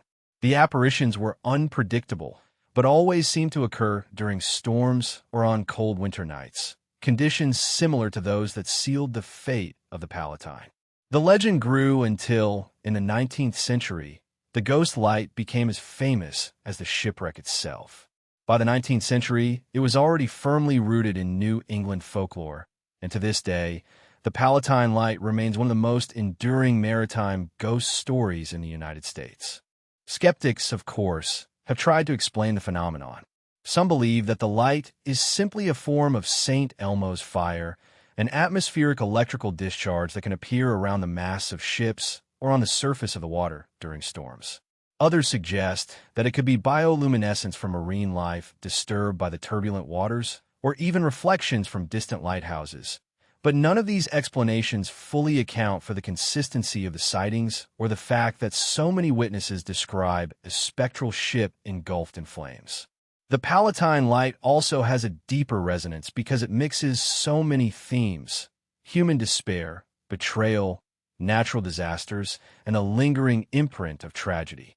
Regardless of whether the Palatine was intentionally wrecked or simply met a natural end, the idea that the suffering of those passengers could leave behind some kind of ghostly echo is very powerful even today. Locals claim that the light occasionally appears as a ghostly reminder of greed, cruelty, and the relentless nature of the sea. Unlike some ghost ship stories that originate purely in folklore, the Palatine disaster is supported by historical documents. Records confirm the fateful voyage of the Princess Augusta, although the details vary depending on the source. Some 18th century accounts describe the shipwreck in graphic terms, noting that the ship was wrecked off Block Island and that many passengers died. Other versions, especially those transmitted orally on Block Island itself, lean more towards legend, with stories of murderous wreckers and vengeful spirits. Over time, the line between reality and fiction has blurred, as often happens with maritime stories. In recent years, historians have revised the legend of the Palatine to try to separate the verifiable facts from the folklore. Most agree that a ship was wrecked off Block Island in 1738 and that some of its passengers probably suffered a terrible fate. But whether the truth behind the light of the Palatine was an atmospheric phenomenon, a case of mass hallucination, or something truly paranormal, remains difficult to determine. Even if the light itself is a natural phenomenon, The power of the story comes from what it represents. A disturbing reminder of the dangers faced by those who risked everything to cross the Atlantic in search of a better life. Ultimately, the light of the Palatine occupies that strange, captivating space between history and myth. It is a story born of real suffering, amplified by the imagination of those who lived near the sea and kept alive by the countless eyes that have seen something flicker in the darkness. Whether a ghost ship, a trick of time, or something completely different, the light of Palatine guarantees that Palatine, or at least its legend, will never be completely lost. From tragedy to ghost story, its transformation is complete, leaving behind not only a mystery, but a warning that some ships are doomed to sail forever, if only in the stories that we tell from the haunting glow of the light of the Palatine, a ghost that blurs the line between ghost story and historical tragedy. Now we move on to a much lesser known, but equally perplexing mystery. This time, the story takes us to the dark waters of World War II, an era when countless ships disappeared beneath the waves, some destroyed in combat, others simply slipping into history without a trace. One such ship was the Dutch cargo ship SS Bintang, whose disappearance left only fragments of rumors, theories, and confusion. The SS Bintang was a Dutch steamship built in the early 20th century, used primarily to transport goods across the Pacific and Indian Oceans. When World War II broke out, the Bintang had been in service for decades, operating quietly along trade routes stretching from Southeast Asia to Europe. But the war changed everything, turning sea routes into deadly corridors haunted by submarines, privateers, and giant waves caused by underwater explosions. In early 1941, the Bintang was loaded with a mixed cargo, some say rubber and tin bound for Allied ports. Others claim the manifest included more sensitive materials for the war. It sailed from what was then the Dutch East Indies. Its final destination would forever remain a question mark. What makes the Bintang's disappearance so disturbing is the lack of any definitive distress signal or confirmed contact with the enemy at a time when ships were disappearing almost daily due to torpedoes, mines, or sudden storms. The Bintang simply ceased to exist, with no remains, no lifeboats, and no survivors ever appearing. The only clues were fragmented radio transmissions picked up by nearby vessels, brief bursts of static and unintelligible words hinting at some kind of emergency on board. But even those transmissions were inconsistent, leaving experts unsure whether the Bintang had encountered a submarine, struck a mine, or suffered a catastrophic internal failure. As months passed with no sign of the ship, theories multiplied. Some believed that the Bintang had been sunk by a Japanese submarine operating far from its known patrol zones. Others speculated about a sudden explosion on board, possibly due to improperly stored cargo or sabotage by enemy agents infiltrated into the crew. There were even darker rumors, fueled by the paranoia of war, suggesting that the Bintang had been deliberately erased from the records after transporting a secret cargo too dangerous to reach port. This theory, while dramatic, was not entirely far-fetched during World War II, as both Allied and Axis powers occasionally took extreme measures to ensure that sensitive technology or classified cargo never fell into enemy hands. One of the few concrete pieces of evidence related to the Bintang appeared several years after its disappearance, when wreckage matching its profile was reported sighted floating far from its route, near the coast of Australia. A Navy vessel passing by recovered a piece of the hull with faded Dutch markings, but it was never officially confirmed to belong to the missing ship. This single fragment adrift in the vastness of the Pacific only added to the mystery for divers and wreck hunters. Today, the Bintang remains one of the ghost ships of World War II, a vessel lost not only at sea, but in history itself. Despite advances in sonar mapping and deep-sea exploration, no definitive trace of its final resting place has ever been found. Some believe its remains lie scattered on the seabed, shattered by decades of storms and currents. Others wonder if the Bintang sank so deep that its remains are beyond the reach of current technology, preserved in the silence of a pit that only machines can reach. Adding to the intrigue are the accounts of sailors who served in the same region during the war. Some spoke of strange radio signals echoing across the Pacific, unidentified transmissions that seemed to come from nowhere, with static-laden voices speaking in Dutch, English, and sometimes in languages that no one could identify. No one can say for sure whether these were distress calls from the Bintang itself or disturbing coincidences created by atmospheric interference. To this day, the Bintang remains a disturbing example of how easily a ship and all its crew can disappear into the vastness of the sea. It was not a famous ocean liner or a celebrated warship, but its story is no less chilling for its obscurity, a reminder that, despite all our advances in technology and communications, the ocean still has the power to swallow its secrets, from war and weather to sabotage and miscommunication.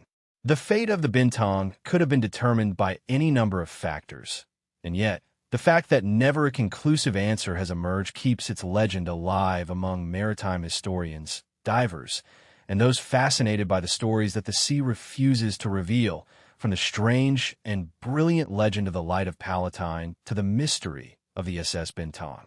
We have seen how the stories of the sea move between the factual and the supernatural. But now we focus on a ship whose history is much more recent and whose fate is still debated in maritime circles. This is the mystery of the MV Billy Star, a ship that sailed from Port one morning in 1973 and, by nightfall, had triggered one of the most perplexing disappearances in modern Australian maritime history. The MV Star was a small coastal freighter built in 1955 and designed to transport goods between the ports of Tasmania and mainland Australia. It was not a large ocean liner or a historic warship, but a workhorse of the sea, reliable, practical, and unremarkable. It carried goods such as fertilizers, agricultural products, and livestock feed, and was a common sight on the sea routes of the Bay Strait. On October 13, 1973, the MV Star sailed from Hobart, Tasmania, bound for King Island with a crew of 10 on board. The weather was calm, the journey routine, and there was no indication that this trip would be any different from the dozens before. But at some point off the rugged west coast of Tasmania, something went wrong. The Bly Star began to take on water rapidly, even though no distress signal was issued and no prior mechanical problems had been reported. To this day, it is unclear why the ship began to sink so suddenly, but the crew had no time to find out. They hastily abandoned ship, crowding into a small inflatable life raft as the Bly Star sank beneath the waves. The ship's disappearance was so rapid and silent that no distress signal was sent. At first, it seemed like a story of rapid action and a narrow escape, but for the crew, their ordeal had only just begun. The life raft was swept out to sea, and, without a working radio or emergency beacon, the men drifted for days. The search for the Bly Star and its crew did not begin immediately because no one realized they were missing until the ship failed to arrive at King Island. By the time authorities launched a search operation, the raft had already been pushed far from its last known position by currents and winds. What followed was one of the most harrowing survival stories in Australian maritime history. For more than a week, the crew floated adrift in the relentless Southern Ocean, exposed to the elements, with only basic supplies and limited drinking water. Their food ration was just some crackers and a can of meat. Hypothermia, dehydration, and exhaustion began to take their toll, and, tragically, 3 of the men died before the raft finally reached land on the remote forest peninsula of Tasmania. For the survivors, the odyssey was not over. Weak and disoriented, they still had to cross a dense and rugged forest to find help. Finally, they came across a remote farm where they were able to raise the alarm and tell the world what had happened to the Bly Star. The story made headlines throughout Australia, not only because of the incredible survival of the crew, but because of the mystery surrounding the disappearance of the ship. To date, there has been no definitive explanation as to why the Bly Star sank so quickly. The remains of the shipwreck were not discovered until 2023, almost exactly 50 years after its disappearance. when search teams finally located it 150 meters deep off the coast of Tasmania. They found a ship still largely intact, with no clear evidence of a catastrophic collision, explosion, or major structural failure. This has perplexed maritime investigators, who do not know what caused it to fill with water so quickly that the crew had no choice but to abandon ship. One theory points to a sudden and serious rupture of the hull caused by cargo displacement.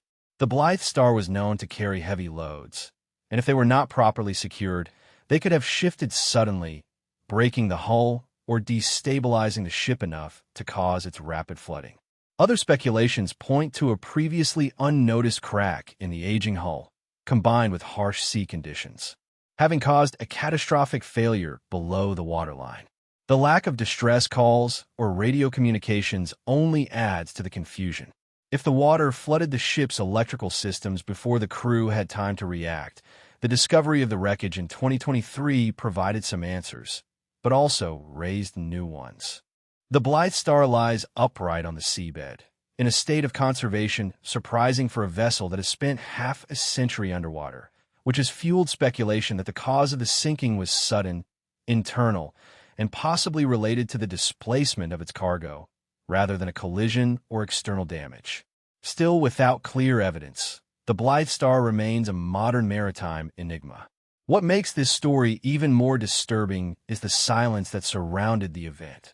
No SOS, no radio calls, no trace of the ship until its ghostly hull was finally found resting on the seabed after 5 decades.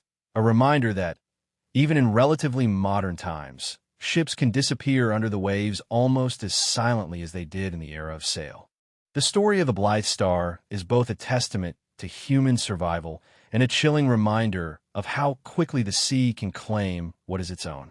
From the MV Blythe Star, a ship lost at sea that only revealed a shocking story of survival, we now sail back in time to the disturbing case of the HMS Wasp, a ship whose disappearance mixes maritime disgrace with rumors of something much more disturbing. This is not just the story of a shipwreck, but a story wrapped in folklore, suspicion, and the relentless waters of the coast of Ireland. The HMS Wasp was a gunboat of the Royal Navy, launched in 1880. It was not a particularly remarkable vessel in terms of size or design, being about 155 feet in length and equipped with a modest armament. Its main function was not war, but something a bit more administrative. The Wasp was part of the British fleet responsible for helping to enforce the laws along the coast of Ireland, including the transport of officials responsible for evicting tenant farmers during a period of severe economic hardship and social unrest. It was a somber job at the height of the Irish Civil War, and like many other ships tasked with such tasks, it was not particularly loved in the coastal communities it patrolled. On September 21st, 1884, the HMS Wasp sailed from Westport, in the county of Mayo, bound for the remote island of Tory, off the coast of Donegal. Its mission was to deliver a group of constables tasked with carrying out evictions on the island of Tory, evictions that were deeply unpopular and considered by many to be cruel and unfair. The route was familiar, and the weather, although not perfect, was nothing out of the ordinary, but the Wasp would never complete its journey. In the early hours of the morning, the HMS Wasp collided with rocks near the island of Tory and sank almost immediately. The impact was so sudden that only 6 of the 58 crew members managed to survive by clinging to the wreckage until they were rescued by the islanders. The rest of the crew, including the captain, went down with the ship. The remains of the Wasp were shattered just below the surface, and the sea was slowly engulfing them. On paper, it seemed like a tragic but simple maritime disaster. Perhaps the ship deviated from its course during the night, or its crew miscalculated the approach to the island, but almost immediately rumors began to circulate that the sinking of the Wasp had not been an accident. The island of Tory was and still is a place steeped in folklore, a windswept outpost where ancient traditions are still very much alive, and the supernatural is never far from everyday life. Among the stories that were whispered after the sinking of the Wasp was that the ship had been cursed. According to some accounts, local residents, furious about the evictions and the British presence, had cast a curse on the ship, invoking the spirits of the sea to intervene.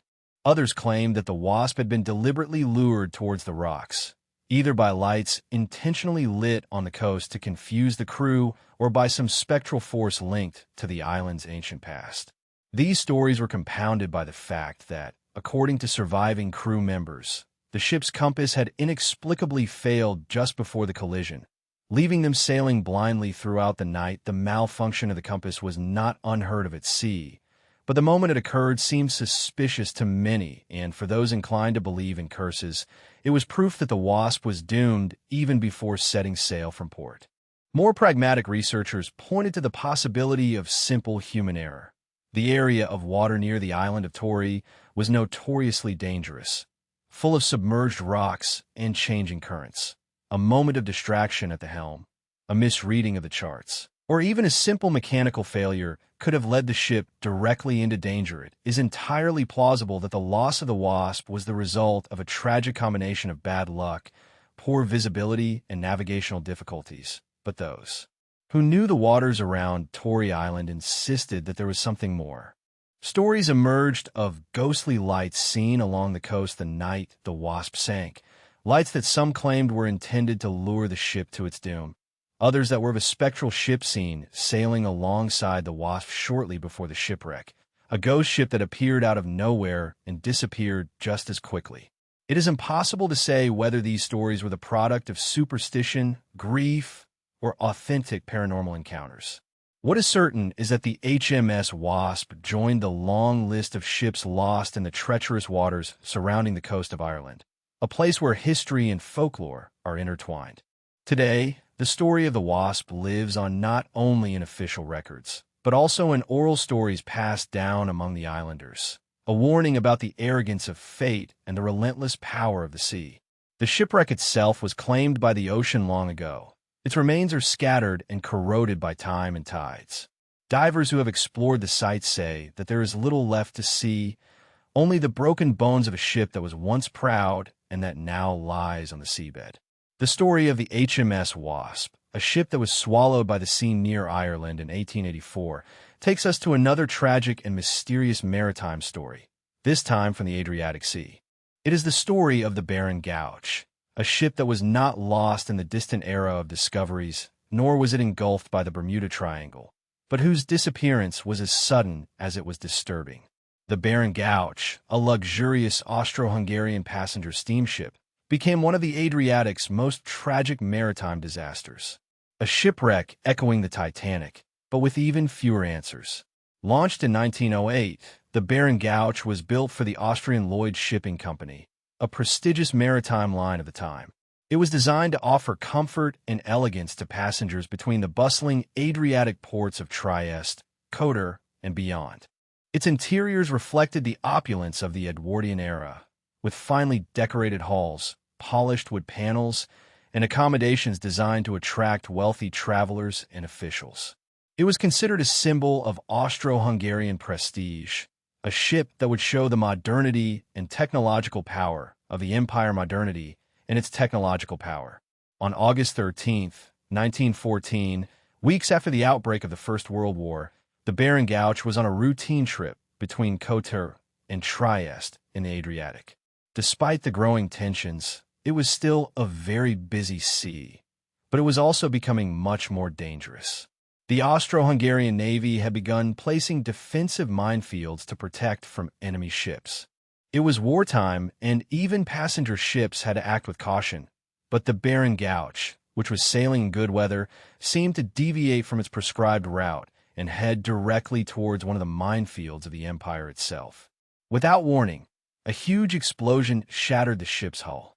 Survivors described a thunderous roar followed by an explosion of heat and water. The explosion broke the lower decks, flooding cabins and sowing panic among passengers and crew. Chaos broke out as lifeboats were hastily lowered and passengers rushed to escape the rapidly sinking ship. According to reports, the Barren Gouge sank in less than 10 minutes, and many on board had no chance to reach the deck. The exact number of victims varies, but most estimates put the death toll at around 150 of the approximately 330 passengers and crew members. What made the disaster even more disturbing was the sepulchral silence that followed.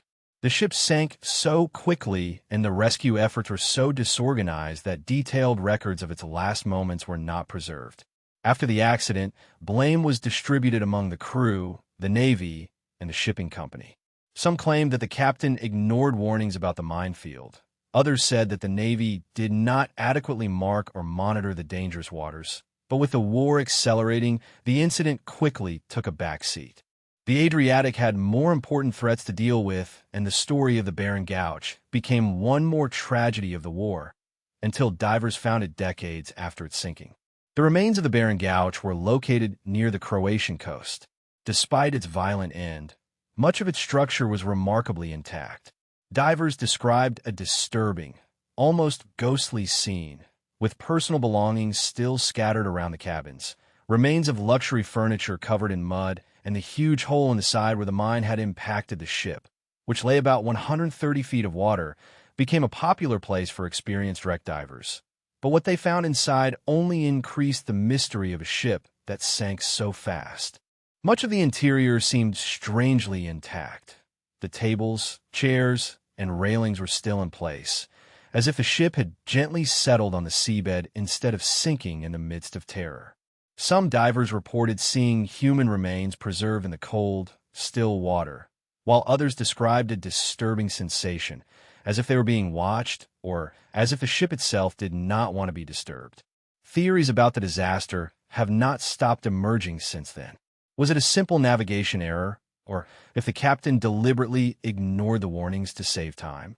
Some have even speculated about sabotage, perhaps by rival shipping companies or even enemy agents trying to disrupt Austro-Hungarian operations, but no solid evidence has ever emerged to support these ideas. What is clear is that the Barren Gouge became both a cemetery and a time capsule that preserved a moment of panic and loss under the sea. To this day, the wreck remains one of the most infamous places in the Adriatic, a symbol of how quickly luxury and security can disappear beneath the waves. Modern divers continue to visit it, although its condition continues to deteriorate. Its elegant interior is collapsing under the weight of time and water, but its story endures, a disturbing reminder of a world on the brink of war and of a ship that never had the opportunity to complete its journey. What makes the Barren Gouge especially disturbing is how its story intersects with the war itself. A passenger ship destroyed by the defenses of its own navy, a cruel twist of fate that highlights the chaos and confusion of the seas in times of war. In this way, the ship became a metaphor for the empire it served, grandiose, ambitious, but ultimately doomed by forces it could not control. Like many of the ships we have explored in this series, its final resting place remains a place that arouses fascination and awe, a reminder that even the most modern ships are just one mistake away from becoming permanent residents of the depths. From the tragedy of the Barren Gouge, a ship whose last moments were all too real, we delve into a legend that exists somewhere between history and myth. A story so enduring that it has become part of maritime folklore, but beneath the ghostly tale of the Flying Dutchman are fragments of real reports from sailors who swore they had seen an impossible ship adrift in the midst of storms, shining in the fog. Whether it's a warning, a curse, or something completely different, the story of the Flying Dutchman continues to haunt the seas. The legend of the Flying Dutchman first emerged in the 17th century, an era in which the world's oceans were full of merchant ships, warships, and explorers venturing into unknown waters. The story goes that a Dutch ship captained by a man named Hendrik van der Decken sailed from the Netherlands bound for the East Indies. But when the ship rounded the Cape of Good Hope at the southern tip of Africa, it encountered a violent storm. Despite the pleas of his crew, Van der Decken refused to turn back and cursed the sky, vowing that his ship would complete its journey, even if it cost him eternity. That oath became his condemnation. According to the story, the Flying Dutchman was condemned to sail the oceans forever, unable to reach port, appearing as a ghostly specter to those who crossed its path. Sailors feared seeing the ship, believing it was a harbinger of misfortune, a warning that their own ship would soon suffer disaster. Although this sounds like pure legend, There are real historical sightings that have kept the story alive. One of the most famous took place in 1881, when the future King George V of England, then a midshipman aboard the HMS Bont, reported seeing the Flying Dutchman while sailing off the coast of Australia. His official diary recorded a ghost ship that shone and disappeared when the Bont approached. That same night, the watchman who had first sighted the ghost ship fell overboard and died, adding to its reputation of being cursed. There are even more disturbing reports of spectral ships around the Cape of Good Hope dating back long before George V's sighting. Some stories describe a boat sailing directly against the wind with sails fully deployed, defying nature's laws. Others claim to have seen the ship shining with an unnatural light illuminating the dark waves around it. These sightings occurred before a shipwreck or tragedy, which further reinforced the idea that the Flying Dutchman was a warning from the sea. Although there is no physical evidence of the Flying Dutchman, historians and researchers have tried to reconstruct its origins. Some believe that the story could be related to a real ship lost near the Cape of Good Hope, perhaps during one of the brutal storms that lashed the region. The Cape of Good Hope was and still is a treacherous route known for its sudden, fierce storms and giant waves. Ships caught in these conditions often disappeared without a trace, and it is easy to imagine sailors filling that silence with stories of a cursed ship trapped forever between life and death. Others believe that the Flying Dutchman could have been a reflection or mirage, a phenomenon known as Fata Morgana, in which light curves over the horizon, creating the illusion of a ship sailing in the sky or shining unnaturally. In the era before radar and satellite weather forecasts, sailors relied on what they saw, and when the sea showed them something they could not explain, folklore was born.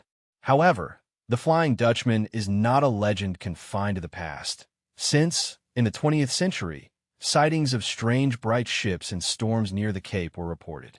Even with modern technology, the sea remains a place where rational explanation falters, and where the stories that were once whispered among sailors refuse to die. In many ways, the Flying Dutchman embodies the very spirit of maritime mystery, a story born of fear, amplified by the unknown, and transmitted by those who dared to sail in dangerous waters. Whether Vanderdecken was a real captain or a ship born of terrified minds, the legend of the Flying Dutchman lives on, a reminder that the sea keeps its secrets well and that some ships, apparently, never stop sailing. From the legend of the Flying Dutchman, a ghost ship doomed to sail the seas for all eternity, we move on to a much less mythical tragedy, but no less disturbing. This is the story of the HMS Eurydice, a ship whose fate became one of the most infamous naval disasters in British peacetime history and whose spectral presence has been reported ever since. The HMS Eurydice was a 26-gun Royal Navy frigate built in 1843. Originally launched as a powerful warship, its function evolved over the years, and in the late 1870s, it was converted into a training ship tasked with preparing young sailors for the challenges of life at sea. The Eurydice was considered a reliable ship, a vestige of an era in which wooden frigates dominated the seas and navigation consisted of reading the skies and trusting the wind, but its fate would turn it from a training ground into a cautionary tale. On March 6, 1878, the HMS Eurydice sailed from Bermuda bound for Portsmouth, England. On board were almost 400 crew and apprentices, most of them young people eager to complete their training and return home. The crossing of the Atlantic passed without incident, and on March 24th, the Eurydice was approaching the Isle of Wight, off the south coast of England. It should have been the final stretch of a successful journey, with the familiar coast in sight, but nature had other plans. As the ship passed the island, a sudden and fierce snowstorm swept in from the west. The storm hit almost without warning, catching the crew of the HMS Eurydice completely off guard.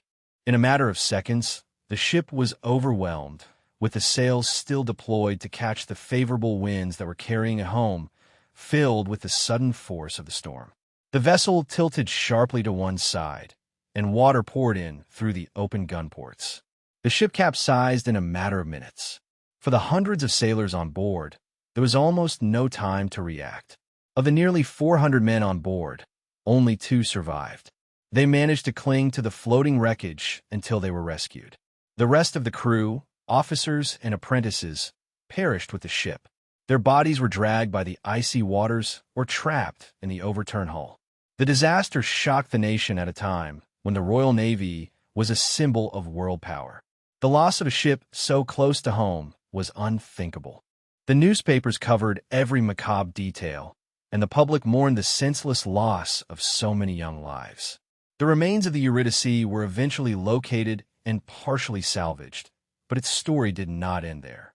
Almost immediately after its sinking, sailors and local residents began reporting strange sightings off the coast of White on calm days when the sea was calm. People claimed to see a fully rigged sailing frigate, like a ghost, crossing the horizon, with the sails billowing despite the fact that there was no wind. Witnesses swore it was the Eurydice, returning again and again to the place where it sank. Some sightings were so detailed that, reportedly, sailors and ships passing by signaled the ghost ship, but only received silence in response before the ship disappeared from sight. Over the years, the sightings continued, earning the Eurydice the reputation of being one of Britain's most famous ghost ships in Great Britain. Even Prince Edward, future King Edward VII, saw the spectral ship while sailing near the Isle of Wight and described it as a chilling and unforgettable vision. Skeptics have tried to explain the apparitions as mirages or tricks of the light on the water, but for many the ghostly presence of the Eurydice is a persistent reminder of the tragic and sudden end it suffered. Several theories have been proposed as to why it capsized so quickly, from errors in the handling of the sails to defects in its outdated design. But the truth is that the Eurydice was simply in the wrong place at the wrong time, caught between the calm safety of its home and the fury of a storm that gave no warning. Today, its remains lie in relatively shallow waters off the coast of Wight, but the story persists. Fishermen still talk of sudden chills in the air and unexplained shadows under the waves, and even modern sailors occasionally report sightings of a ghost ship on the horizon, as if the HMS Eurydice were still trying to return home, trapped forever in the storm. It is a reminder that, even in peacetime, the sea can be as cruel and relentless as in war, and for those who make a living on the water, the story of the Eurydice serves as both a warning and a ghost story whispered through the tides. But what happens when a ship not only haunts the waves in legend, but in reality? What if the danger was not just a story, but something very real, very present, and waiting just below the surface? This brings us to the story of the SS Richard Montgomery, a ship whose ghostly presence has nothing to do with spectral figures or ghostly lights, but is a much more tangible threat, a ticking time bomb in shallow waters off the coast of England. The SS Richard Montgomery was an American Liberty ship built during World War II, one of thousands of ships built hastily and designed to transport troops, weapons, and supplies across the Atlantic. Launched in 1943, the ship was part of the enormous logistical machinery that kept Allied forces in combat during the war. The Liberty ships were known for their speed of construction and practicality, but they were not built to last. The Richard Montgomery, like its sister ships, was essentially disposable, a tool to fulfill a function. It was not a vessel destined to navigate for decades. In August 1944, the Richard Montgomery was loaded with around 7,000 tons of ammunition, bombs, projectiles, and other explosives in the port of Philadelphia. Its mission was to deliver its volatile cargo to the European theater, where it would help boost the final push towards victory. But destiny had other plans. When the ship arrived at the Thames estuary, near Sheerness, in England, it ran aground on a sandbank. At first, the grounding did not seem catastrophic, since ships often hit bottom in the busy waters near the port and salvage teams are often called to help. But the situation quickly worsened as the tide receded. The Richard Montgomery settled unevenly, which exerted enormous pressure on its aging hull. Cracks began to form, and water began to seep into the cargo holds. Realizing the danger, the authorities ordered the ship evacuated and its cargo left behind. Despite efforts to recover part of the ammunition, much of it was too dangerous to move. In a matter of days, The Richard Montgomery broke in two, with the bow and stern partially submerged, but its deadly cargo remained intact. The immediate fear was evident. 7,000 tons of war explosives were just below the surface on one of the busiest maritime routes in the world. The potential for disaster was and remains immeasurable. If the ammunition detonated, the explosion would have been so powerful that it would have caused a tidal wave that would have swept away the nearby city of Sheerness, shattered the windows of London, and created a crater in the seabed visible from space to this day. The Richard Montgomery is often described as the most dangerous shipwreck in the world. For almost 80 years, the remains of the ship have remained in the Thames estuary, a silent reminder of how fragile the line between history and catastrophe can be. The ship's masts still protrude above the waterline, a ghostly landmark that serves as both a warning and curiosity for ships passing by. There are signs and flags marking the area and warning ships to stay away, but the threat persists over the decades. The wreck has been constantly monitored, but the state of the ammunition remains uncertain. Some experts believe that the bombs could still be stable, wrapped in the mud and silt that may have helped preserve them. Others fear that corrosion has left the explosives volatile, ready to detonate at the slightest disturbance. The Richard Montgomery has become a magnet for conspiracy theories and apocalyptic speculation. Some believe that the government minimizes the risk to avoid public panic. Others claim that the true cargo of the ship included experimental weapons or nuclear materials, a theory without evidence, but which fuels the mystery and fear surrounding the wreck. In reality, the danger is terrifying enough without the need for exaggeration. Studies have shown that the collapse of the wreck structure could trigger a chain reaction that would detonate the ammunition and cause an explosion comparable to a small nuclear explosion. Despite numerous proposals to remove or neutralize the cargo, the risk of disturbing the wreck is considered too great. Salvage operations could trigger the disaster they're trying to avoid, so the Richard Montgomery remains where it fell, slowly rusting, its fate tied to time and tides. The story of the Richard Montgomery is a chilling reminder that some ghost ships are dangerous, not because of curses or spectral crews, but because their secrets have the power to destroy, like the time bomb that is the SS Richard Montgomery, a ship that continues to have the potential to cause destruction decades after its abandonment. Now we focus on a ship whose disappearance and discovery left more questions than answers. Unlike the Montgomery, which remains a visible hazard, the Zabina was a ship that simply disappeared to reappear in the strangest of circumstances, a completely intact ship with its cargo intact, but with not a single member of its crew found. What happened to the Zabina? And how could a ship be so perfectly preserved and yet completely abandoned? The Zabina was a schooner built in 1873, designed for short commercial routes along the English Channel. With a length of little more than 100 feet, it was not a large or particularly remarkable ship, at least until its mysterious last voyage in 1917 at the height of the First World War. The Zabina was mainly used to transport coal and other goods between ports in Great Britain and France. It was not an armed vessel, nor was it considered a high-value target, but that did not mean that the waters it sailed through were safe. German submarines lurked beneath the surface, preying on merchant ships as part of an extensive naval blockade that sank hundreds of ships throughout the war. On September 17, 1917, the Zabina set sail from Foy, England, bound for Saint-Brook, France, with a cargo of coal. The journey should have been short and simple, with a small crew of 5 men on board. But, as the days passed, nothing was known of the ship. By all accounts, it had disappeared into the war-torn waters of the English Channel, probably another victim of the deadly submarine warfare that plagued the area. But then something strange happened.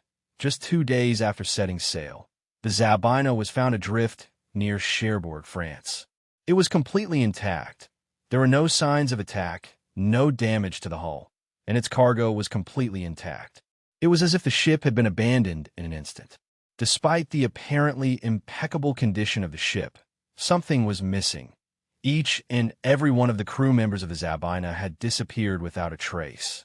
There were no signs of struggle, no distress signals sent, and no evidence of what could have happened to them.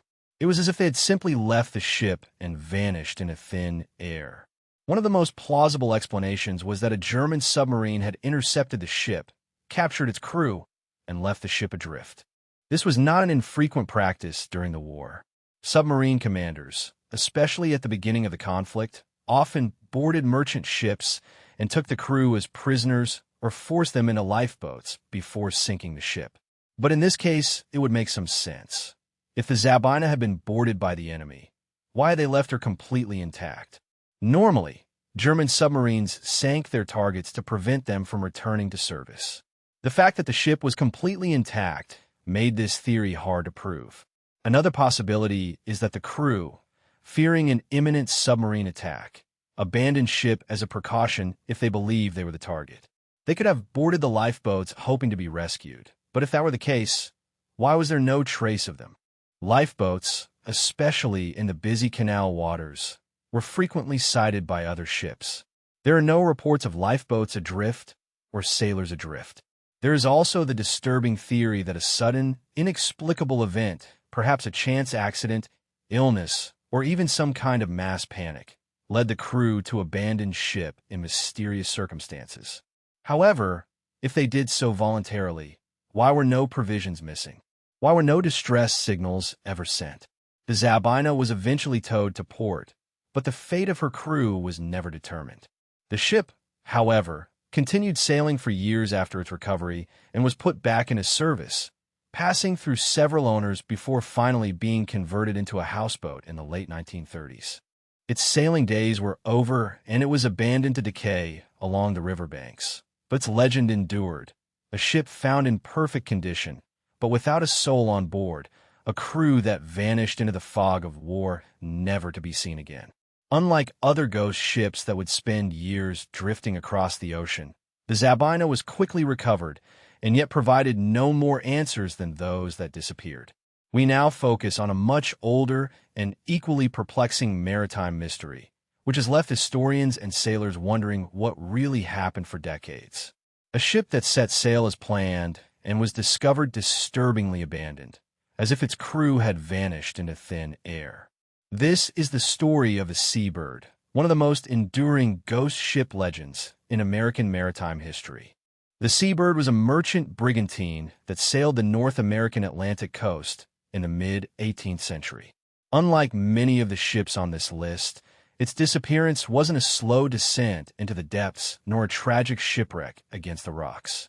Instead, it was found disturbingly intact, adrift off the coast of Newport, Rhode Island, sometime in the 1750s. What made this discovery so disturbing was that, although the ship itself was in perfect sailing condition, no crew members were found, no signs of struggle, no distress signals, nothing to indicate why the ship had been abandoned. It was as if everyone on board had simply left when local fishermen spotted it. The vessel floating aimlessly towards the coast, they expected the worst. Perhaps a pirate attack, a sudden storm, or even an illness had ended the lives of those on board. But upon boarding, they found something even stranger. The Seabird was still stocked with provisions. The cargo remained intact, and even the crew's personal belongings had been left behind, as if the sailors intended to return at any moment. The only living being on board was a dog that had apparently survived whatever happened. Theories about the fate of the Seabird have persisted for centuries. Some believe that the ship was abandoned due to a sudden storm or strong currents that forced the crew to evacuate in panic. Others suggest it was piracy, although the ship's intact cargo contradicts that idea. A more extravagant theory suggests that the crew may have found something they could not explain, something that forced them to abandon their vessel without warning. The ship itself did not disappear completely. According to some accounts, the Seabird was rescued and renamed Beachbird and continued sailing for years before being lost in time. However, the mystery of its crew remains unsolved. What force or event could have caused the entire crew to abandon their vessel without even taking their belongings? Whatever happened on the Seabird that day remains one of the oldest and most perplexing ghostly mysteries in history. From disturbing abandoned vessels to entire fleets swallowed by the sea, some mysteries go beyond a single ship and few places in the world hold more maritime secrets than Truk Lagoon, a place where entire navies were lost in the blink of an eye. The HMS Challenger was never meant to be remembered as a mysterious ship. It was built for war, commissioned as a corvette in the British Royal Navy in the mid-19th century, a sturdy ship designed for battle and patrol, but its legacy would take a very different turn. Instead of fighting in naval conflicts, the Challenger became one of the most important scientific ships in history, embarking on a groundbreaking voyage that would change the way humanity understood the ocean. In the late 19th century, the ocean was still one of the last unexplored frontiers. People could cross it, trade on it, and even wage wars over it, but what lay beneath the surface was an almost entirely unknown world. The deep sea was a place of speculation and superstition, a realm of monsters and mysteries where legends of krakens, hidden cities, and unfathomable depths still reigned, but science was advancing and curiosity demanded answers. In 1872, the British government commissioned the HMS Challenger for an unprecedented expedition that would map the ocean, chart its currents, and discover all the secrets it held. Stripped of its weapons and refitted for scientific research, the Challenger was transformed into a floating laboratory carrying some of the most advanced scientific instruments of the time. Among them were some of the brightest minds in oceanography, led by Captain George Nars and scientist Charles Wyville Thomson. Their mission was simple in theory, but overwhelming in its scale: to traverse the globe, measure the ocean's depths, analyze marine life, and document all the discoveries they could make. The expedition set sail from Portsmouth, England, on December 21st, 1872, beginning what would become an almost 4-year journey across the oceans. The ship sailed the Atlantic, Indian, and Pacific Oceans, collecting samples and conducting thousands of deep-sea soundings. It was during these experiments that the Challenger made one of its most amazing discoveries, proof that the ocean was much deeper than anyone had imagined. In March 1875, while sailing in the Western Pacific, the crew lowered their sounding equipment into the depths. As the line descended further and further, the numbers that came back were astonishing. The seabed was not just hundreds of meters below them, but more than 8,000 meters deep. This was a discovery of enormous importance, as no one had imagined that such extreme depths existed. This place would later be known as the Challenger Deep, the deepest known part of the world within the Mariana Trench, and it remains one of the least explored and most mysterious places on Earth. But it was not only the extreme depth that baffled scientists. The Challenger expedition also revealed something even more unexpected: thriving life in places where it was believed impossible, at a time when the ocean floor was thought barren. The ship's dredging equipment pulled strange and alien creatures from the abyss, some unlike anything recorded until then: strange gelatinous fish, deep-sea fish with bioluminescent characteristics, and organisms that seemed to defy the very nature of survival, were cataloged for the first time. As the expedition progressed, the Challenger mapped vast expanses of the seabed, discovering underwater mountain ranges and trenches that no one suspected even existed. These discoveries laid the foundations for the field of oceanography, demonstrating that the seabed was not a flat, featureless wasteland, but a dynamic and constantly changing landscape. The ship documented more than 4,700 new species and carried out over 360 soundings, creating one of the first detailed maps of the ocean depths. Despite its incredible success, the HMS Challenger would not be remembered for its triumphant return. Following the conclusion of the expedition in 1876, the ship was dismantled and stripped of its scientific instruments, passing into history and eventually being scrapped.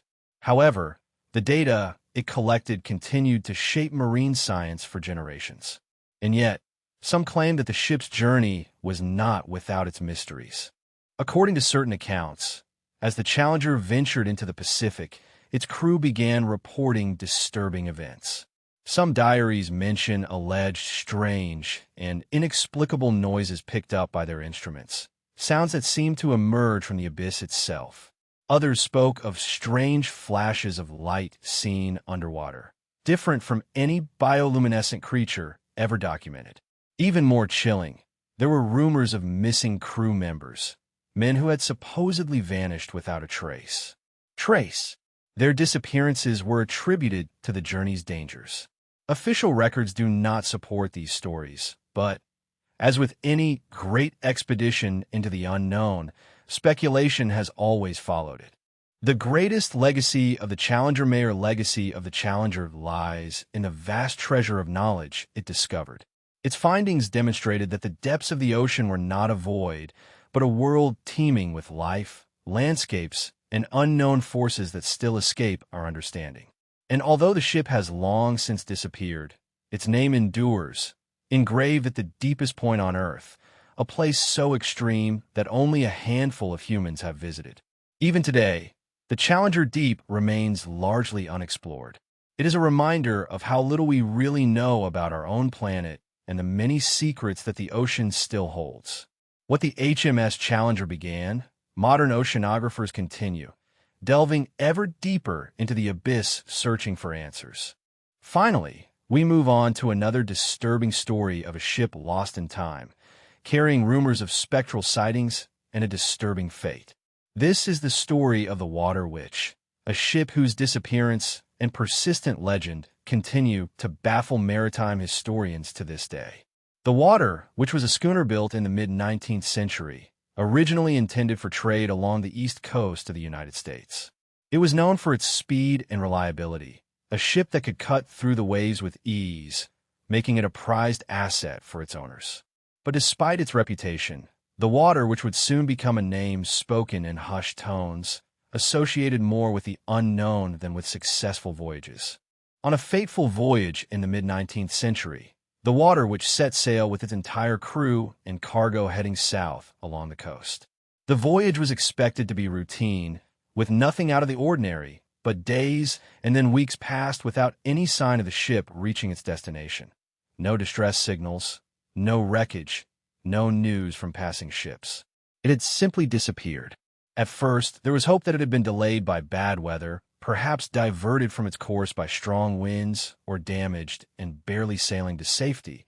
But as the weeks turned into months, that hope faded, and the Water, which was declared lost at sea, another victim of the unpredictable ocean.